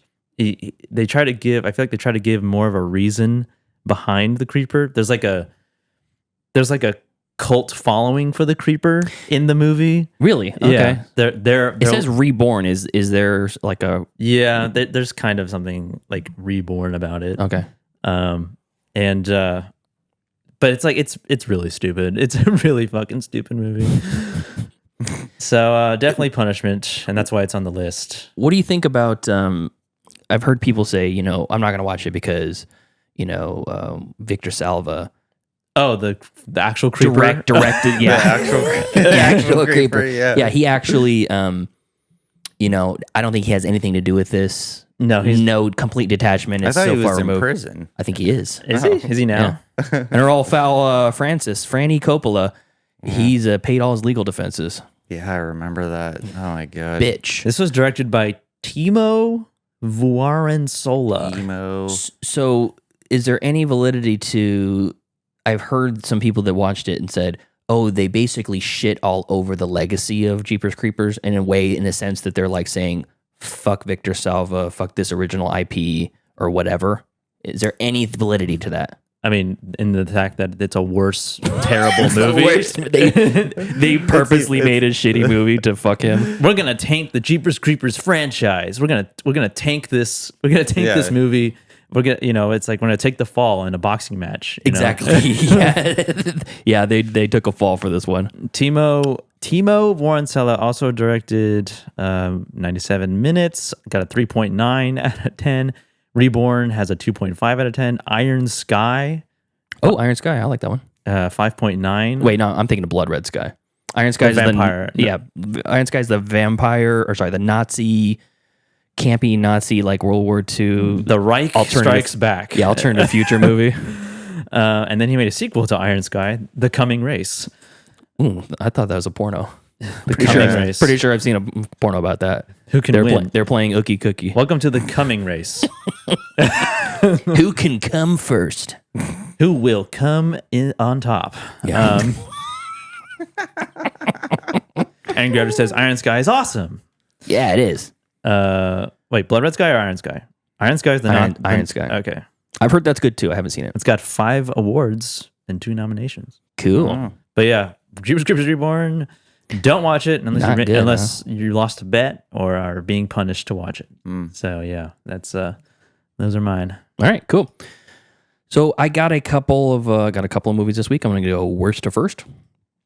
First off, not a bad movie, but just not a great movie. This is an interesting movie to talk about because we were just spending all this time talking about how we wouldn't recommend a mid movie to somebody.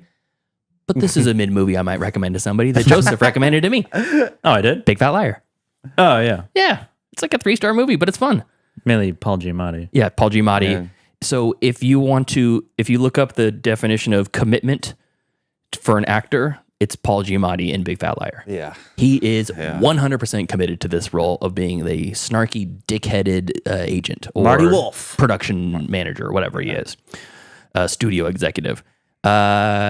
Everybody in here seems to be having a good time. Dan Schneider, though, is associated with this, I'm concerned about how the production actually was. Yeah. And I don't know much about all that stuff. I didn't watch the documentary and any of that stuff. Amanda Bynes was the worst, probably, victim of Dan Schneider. Yeah. So, anyways, long story short, I think the actual plot of this is pretty fun. The kid's a habitual liar. It's the boy who cried wolf situation, and he is on his way to turn in this report so that he can get out of summer school, and he's on his bike and he's riding there, and he gets hit by the car that Paul Giamatti is being driven in, the limo he's being driven in. Yeah. And Paul Giamatti ends up with, all the commotion, he ends up with his paper, and he turns it into a movie, which again, Joseph pointed out on his review, they have the fucking trailer ready a week later. Yeah. They're shooting the movie throughout the rest of the film. Yeah. They have the trailer. But they have the trailer already cut in the can, in theaters. Yeah. That's the Marty Wolf staying power. That's the pull that Marty Wolf has. Paul Giamatti. And the kid and Frankie Muniz's character tells his parents, I already had it written. I was there. I was on my way, and a limousine crashed into my bike, and and I lost it. And so nobody believes him. And he's like, I don't even want money for the movie. I just want you to tell my dad that I'm telling the truth. I actually had the report done, so that because the thing that I like the best about this is that's the stake is the dad's disapproval. Yeah, because there's a great scene, where he's like, Dad, you got to believe me. You got to believe me. I know I've lied in the past, but you got to believe me. And he's telling the truth now. And the dad looks at him and goes, I wish I could, but I can't. And it's a very real father-son moment. And I'm like, that's good. I like that. Yeah. And the whole movie, the stakes are that. I just want my dad to believe in me again. It's like he goes through some extreme measures. yes, which none of them make sense, but it's very fun. It's a kids movie, like a Nickelodeon movie, but I know it's a Universal, which I think is all the same thing, right? Universal and Nickelodeon. I think they own each other. Yeah, I think so. They're in a 69. Who knows who's on top? So snake eating its own ass. Yeah, that's right. Exactly. So Big Fat Liar is streaming on Netflix right now. It's fun. I think you can watch it with any age, and light fare. This is one you might want to watch while you're midweek, eating dinner, watching a movie at the same time or something like that. Pretty light lifting. Next up. This is a relatively new release that is out available for rent right now. You can't stream it for free, but this is called Cuckoo. Oh, yeah. Cuckoo from this year, 2024. I didn't know really what to expect about this, and then when you gave your review on it when you saw it in theaters, you mentioned that it was a creature feature. There's a creature involved, and that made me even more excited about it because I love a good creature feature. And it's not a traditional format. It's not like a something. Yeah, Jack hated this movie, by the way. He's in the chat saying ew. Well, Hunter Schafer's in it. Yeah, I know. That's what I'm saying. Come on, Jack. Be progressive. It's 2024. I know that it hasn't reached that year over there on the other side of the world yet, but I think they've reached it first. Yeah, I guess you're technically right. You guys are in the future. You should be really progressive in that sense. So anyways, don't, he says. So basically Hunter Schafer plays this teenage girl. She's 17, almost 18. She goes over to move to Germany with her dad and her stepmom and her stepsister, who is mute but not deaf. She can hear, but she can't speak. And they go essentially for the dad is they're going to hook up with some friend he had there that runs a hotel, and they also have this psychological hospital nearby the dad's going to work in and stuff. So it all kind of makes sense. But the mom had recently died. Her real mom had recently died. So she's basically forced to be here until she's an adult and able to be on her own and all this kind of stuff. And throughout the whole thing, everyone's like, don't go out at night. There's bad things at night. She's like, I could ride my bike from the hotel back to the house at night, no big deal. And they're like, don't do it. We'll come pick you up. Yeah. Everyone's worrying about them. Don't go at night. And she does at one point, and she's got her headphones on, and there's a great creepy ass scene where it's in the trailer where someone's chasing her and she can't see or hear because she's got her headphones on while she's riding the bike. Mm-hmm. But you see the shadow of the street lights of someone reaching towards the bike as she's riding. And it's that was fucking creepy. It was really well done. Mm-hmm. Unfortunately, there's not as much suspense that kind of lives up to that. Once the kind of reveal of what the creature is or what the mystery is, it let me a little down. Just because I was expecting a little bit more kind of like that ultra creepy, ultra suspenseful, heart pumping sort of horror. And it evolved more into a traditional creature feature that felt almost like in the Jeepers Creepers universe, where it's a little bit. You have this thing, this one singular person that's causing all this. Yeah. And once it's revealed and you see the whole thing, you're like, ooh, that's good. That's good creature. Yeah. Mm-hmm. And I think the worry with new IP, new monsters in the universe, in the movie universe is what was that Amazon feature that was aliens are invading the Earth, and it was John Krasinski, I think. A Quiet Place? No, it wasn't A Quiet Place. It was maybe John Krasinski's not in it. And they're just they're kind of aliens. They just got to go out. Regular citizens got to go out with guns and kill them. They get kind of, it's like the Tomorrow War or some shit like that. With Chris Pratt? Maybe it's Chris Pratt. Yeah. Where he comes back and goes back in time and is they're trying to prevent the Tomorrow War. Maybe that's it. Yeah. I have no idea. But the creatures there, they're kind of cool, but they're quadriplegic sort of aliens, and they got crazy jaws and big teeth, and they look reminiscent of a lot of other monsters. Mm-hmm. And it's when you're creating a new monster for a creature feature or an alien flick, it's how many tentacles can we slap on this thing? How big can we make the teeth? How weird can we make it look? How crazy and goofy can we make this thing look to look more menacing and more whatever? So when something comes along Live, Die, Repeat, or what's it called? The Day After Tomorrow. Edge of Tomorrow. That's it. The edging of tomorrow. The edging of tomorrow. The goon maxing of tomorrow. It's like that when you see that creature or attack the block or something, you're like, oh, that's cool. Yeah. That's an interesting character or creature. And this, they have that. It's not as visually striking, but once you actually get face to face, because there are some face to face moments, you're like, ooh, that's creepy. Yeah. But there's powers that come along with it and stuff. And I thought it was a very fun, creepy horror movie. Yeah, there was a moment in the movie because like when you see the outfit that this thing is wearing, it's like I had this thought in my head on what they were trying to go for, and then I looked it up and I was like, oh, that was intentional. What was it? It was like because she's wearing the creature. It's kind of spoilers, I guess. Yeah, a little bit. Like she's wearing like a long coat, trench coat, and like a scarf, and like has sunglasses. Yeah, and I was like, looks like Audrey Hepburn. And it's supposed to look like Audrey Hepburn. Really? Yes. Oh, interesting. From The Birds? It's got to be from The Birds. Yeah, maybe. No, that's Tippi Hedren, not Audrey Hepburn. But yeah, it's supposed to look like Audrey Hepburn. I don't know from what specifically, but I remember reading an article from like either the director or the costume designer about it, and I was like, oh, that was their intention. That's really cool. Yeah, yeah. It's and it's like when I won't go too far into like the reveal of all that stuff, but I remember when you were talking about it with me, I was thinking, oh, it's cuckoo. It's probably like a cuckoo bird. There's some sort of play into that there, and the cuckoo bird's a really interesting bird on its own.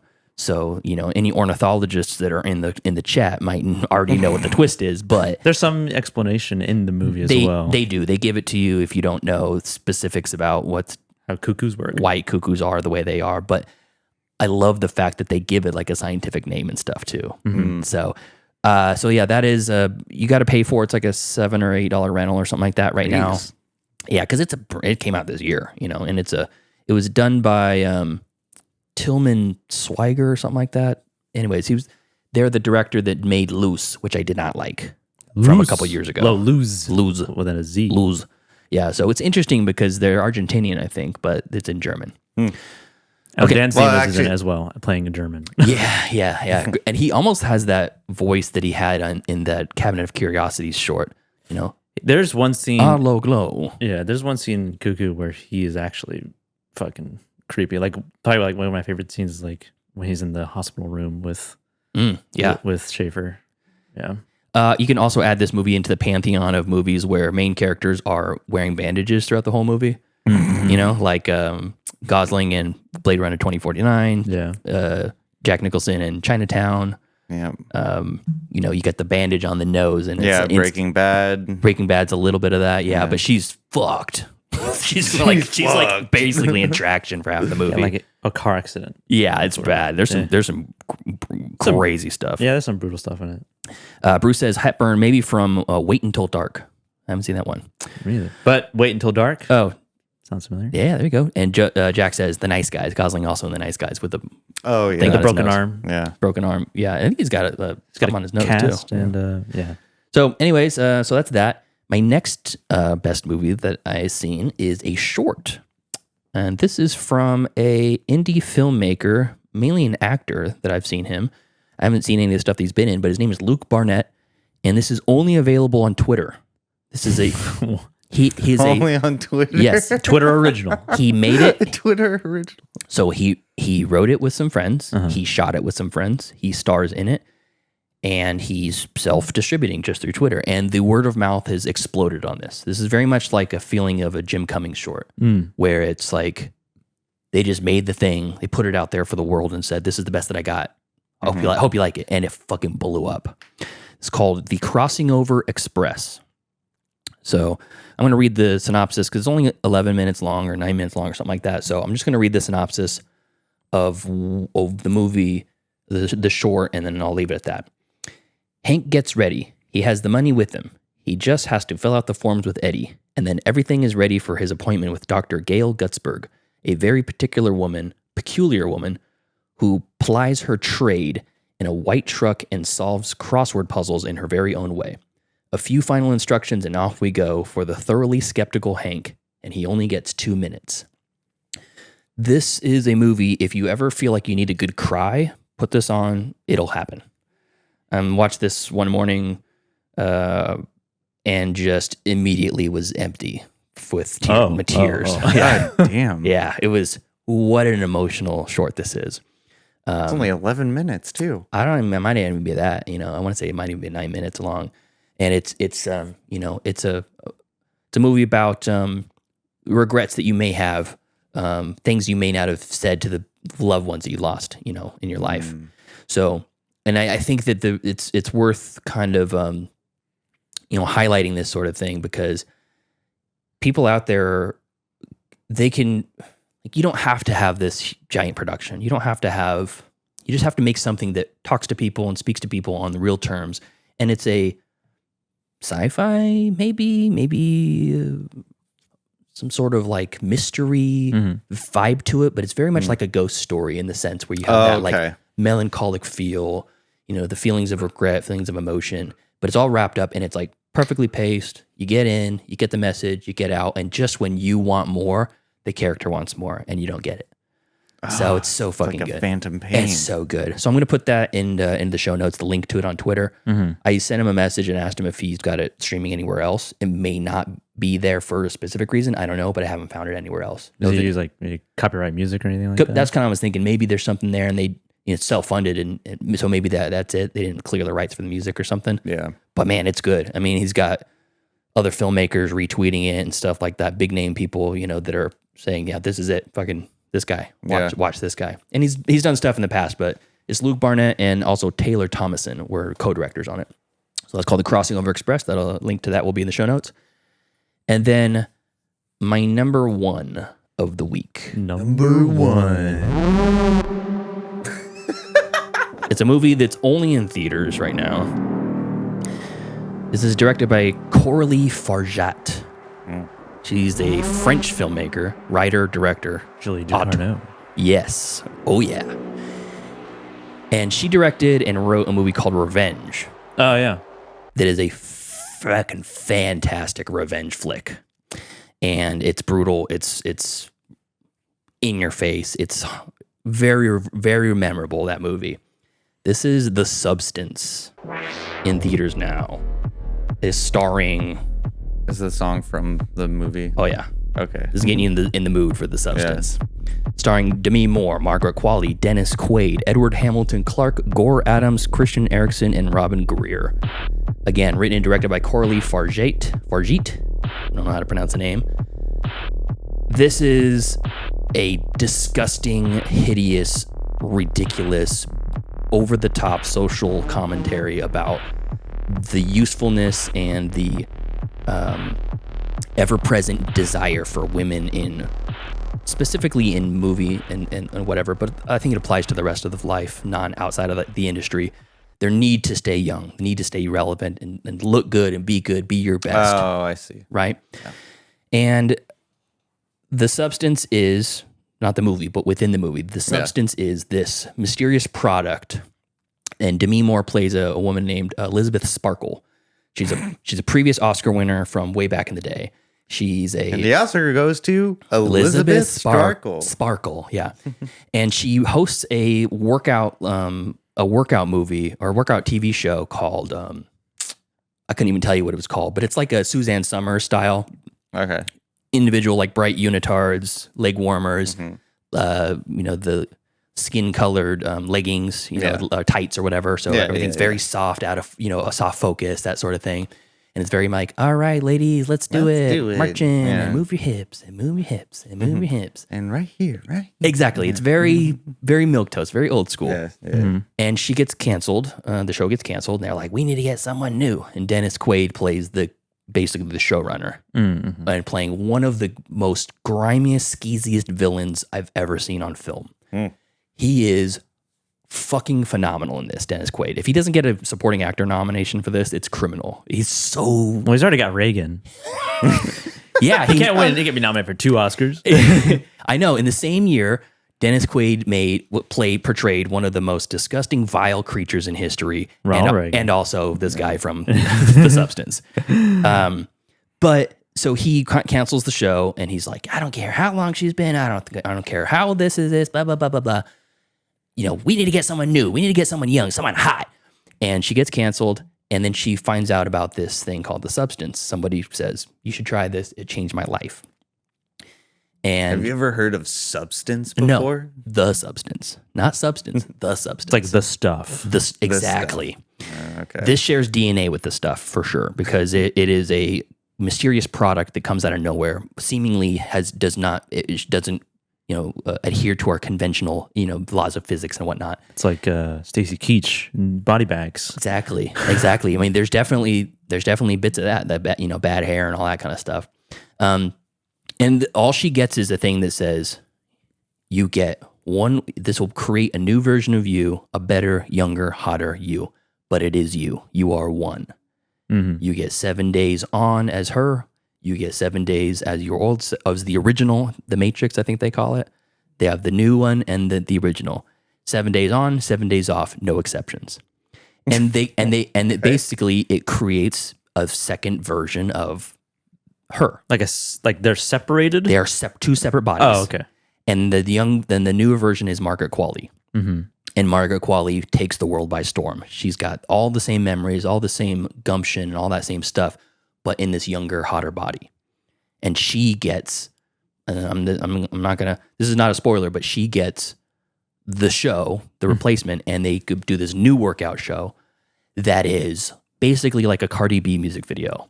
It is fucking hot. It is sexy. It is like ass in your face constantly, upskirt shots, but they're in unitards. Mm-hmm. And it's like, it's so exploitative. It is so in your face. And it is just as impressive of a role for Demi Moore, because she's being spotlighted as this aging superstar, which she is, full of plastic surgery, which she is, and being basically kicked to the outskirts of society, which she is in her career. Mm-hmm. In real life. That's what I'm saying. But now she's back. Yes. And the range of her performance in this goes from like, I want to be out of the way, timid, demure sort of person. I don't want to, get in anybody's way, to I'm a boss bitch, to fuck that bitch, I'm getting mine back, to something that I've never thought I'd see Demi Moore ever commit to in a performance.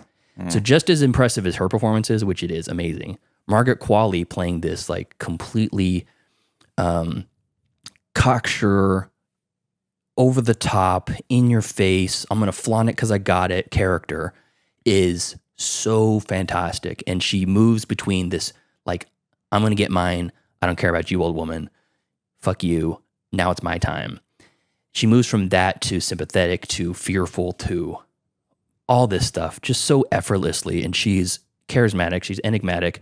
And the other thing that's crazy about this is both of them are basically nude through like half the movie. Like completely stark naked nude. They do not shy away from anything. There is long lingering, because the whole thing is she comes out and she's like, look at me, I'm hot. Mm-hmm. I'm this young hot girl. God damn. And the camera just lingers. Like takes, like, you ever seen that D'Angelo music video where he's completely naked?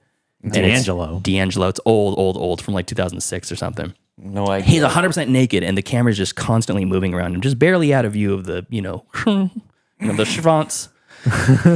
And it's like they're literally just highlighting every aspect of their bodies, both of them, good and bad. And it's just fucking bold. Yeah, it is wild.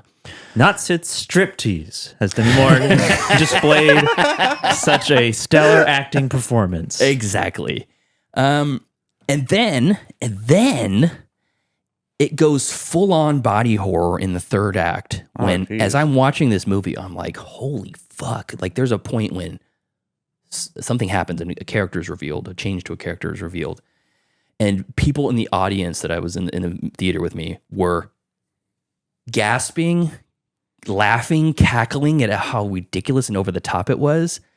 And I was laughing right along with them. I'm like, holy fuck. I cannot believe this is on screen. And if I'm watching this in a movie theater in public. Captured on video. This feels illegal to watch this. So some of the things I've read on, these are posts on Twitter.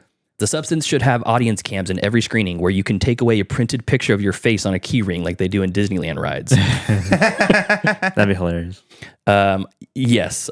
My thoughts on it were essentially that I had no idea that French women made such incredibly challenging and entertaining movies for sickos like me, because Titane was my favorite movie that year. That was your favorite movie, Titane? Yeah, that came out on top that year. And The Substance has become my favorite movie this year. It's beat Civil War, it's beat Challengers, it's beat all of that. Yeah. Holy fuck, this movie is something. A big part of it is just the ballsy filmmaking aspect of it, and it's very much its own thing while still shining a spotlight on the reverence of a lot of the movies that came before it. Yeah. So, references to this movie: Dead Alive, the amount of gore; Black Swan, split personalities, women fighting against themselves; Neon Demon, breaking away in the industry; Psycho Gorman, the creature effects; The Fly, straight body horror and disgusting pustules; Spring Breakers, the exploitative nature of the sexuality of the women; Stardust, a decomposition of characters; Perfect Blue, constant act looking for perfection; Requiem for a Dream, a dreamlike state in Ellen Burstyn's imaginary world is very much on display; and Society. Those are all comps. Also Shining, visually. Yeah, there's a couple references to The Shining in here. There's the long hallway and has very similar carpet and whatnot. And yeah, this is just fantastic. I mean, there's so much subtext to this that I can't even begin to unpack. But for example, a lot of the filming is taking place in a bathroom. There's a lot of bathroom scenes, and that is the primary site of violence against women in public is in bathrooms. Yeah. And it's I don't think that was an accident. There are scenes within a bathroom where the camera moves in a way and you're like, wait, where are we again? And the bathroom has changed to a space and a size that didn't exist before. And it cuts so seamlessly between the two, and it's just playing you like a fucking fiddle, this movie. And it's only in theaters. Right now, it's only in theaters. It just came out. I would encourage people, if you want... You sound like you were on a movie high after. Fucking A, dude. This movie's... And I don't think I'm overselling it. When you get as the movie goes on, I'm like, holy shit, this is crazy. Holy fuck, this is wild. God damn. And then the last 20 minutes come and I'm like, what? There was a group of 5 young men in my screening that were probably 20, maybe around 20, late teens, early 20s. And they were sitting up front, and a couple of the insane sequences popped up and a couple of them cackled. They're like, oh, bro, what? And then the whole audience the rest of the theater started laughing and stuff. In the last 20 minutes, something happens and it cranks it up from a 10 to a 12. Yeah. 11 and then 12. And as that sequence is happening, as the screen just turns basically red, start edge to edge, 2 of them get up and walk out and they never come back. And they left the 3 of their other friends in the theater until the movie was over. And I'm like, of all the people to walk out of the movie, a young group of, and they just look like young guys there to have a good time. Maybe they heard that maybe they thought Margaret Qualley was going to be naked in it, and they're like, oh, sweet. We can go watch some porn on the big screen. Yeah. Together. Yeah. Like strip clubs, go get boners with your friends. Yeah. That's a whole different conversation. But yeah, you're selling it on to me. So it's pretty good. It's all right. Okay. 5 stars. All right. 5 stars. All-star classic. This movie's an instant classic. It should be, and it's a heavily qualified movie. You can't. I don't think I've ever even seen any advertisements for this movie. This is the first movie that was produced by Mubi, M-U-B-I, that service. And speaking of Mubi, you mentioned Tarsem Sings The Fall earlier. Yeah, it's going on Mubi. Yeah, Mubi paid to have it digitally restored and is now available for streaming on Mubi. That's crazy. And it's a movie that was lost to basically time. You couldn't get it. Interesting coincidence that Adam streams this movie that's unstreamable, and then a couple of weeks later, Mubi's like, "Hey, we're gonna release this movie to the public." He has a big pull in the streaming industry. And speaking of Adam, and this is a perfect dude. What the fuck? Perfect what the fuck movie that should be played live in an audience at the Red Museum. This is the type of movie that you need to see with a group of people. Oh, man. So when this comes out, when this comes out on physical media, I think we should have a viewing party. Yeah, we should see how much it costs to rent out the Red Museum to. We don't have to do that when we can do it here. But so, anyways, that's The Substance. I implore everybody to go see it. It is fucking phenomenal. Nice. Anything else you guys got? No. Okay. So thank you to our cool-ass yardities over on Patreon. That is Javier, Heather, Michael, Steven, and Chris. And if you want to support us, you can do so at patreon.com/middleclassfilmclass or just watch on the YouTube. That's what helps too. Thank you to all of our Patreon subscribers. We really appreciate what you do for us. Until next time. Thank you for Brandon Tamburri for joining us for his movie Plan B. Follow us later on in the week or later on today on the live stream as we watch Teenage Mutant Ninja Turtles. Follow us on Facebook, facebook.com/middleclassfilmclass. Send us an email, mcfcpodcast@gmail.com. And follow us on Instagram at Middle Class Film Class. And please leave us a voicemail because we haven't gotten one in exactly 1 year at 209-730-6010. Follow us on Twitter at Podcast MCFC and on TikTok at Middle Class Film Class. See you next time. See ya. He is a new football fan. Class dismissed. I gotta get out of here. The bell doesn't dismiss you. I dismiss you. You're free to go. See you next week. See you later. See you later. That's a wrap. Great show.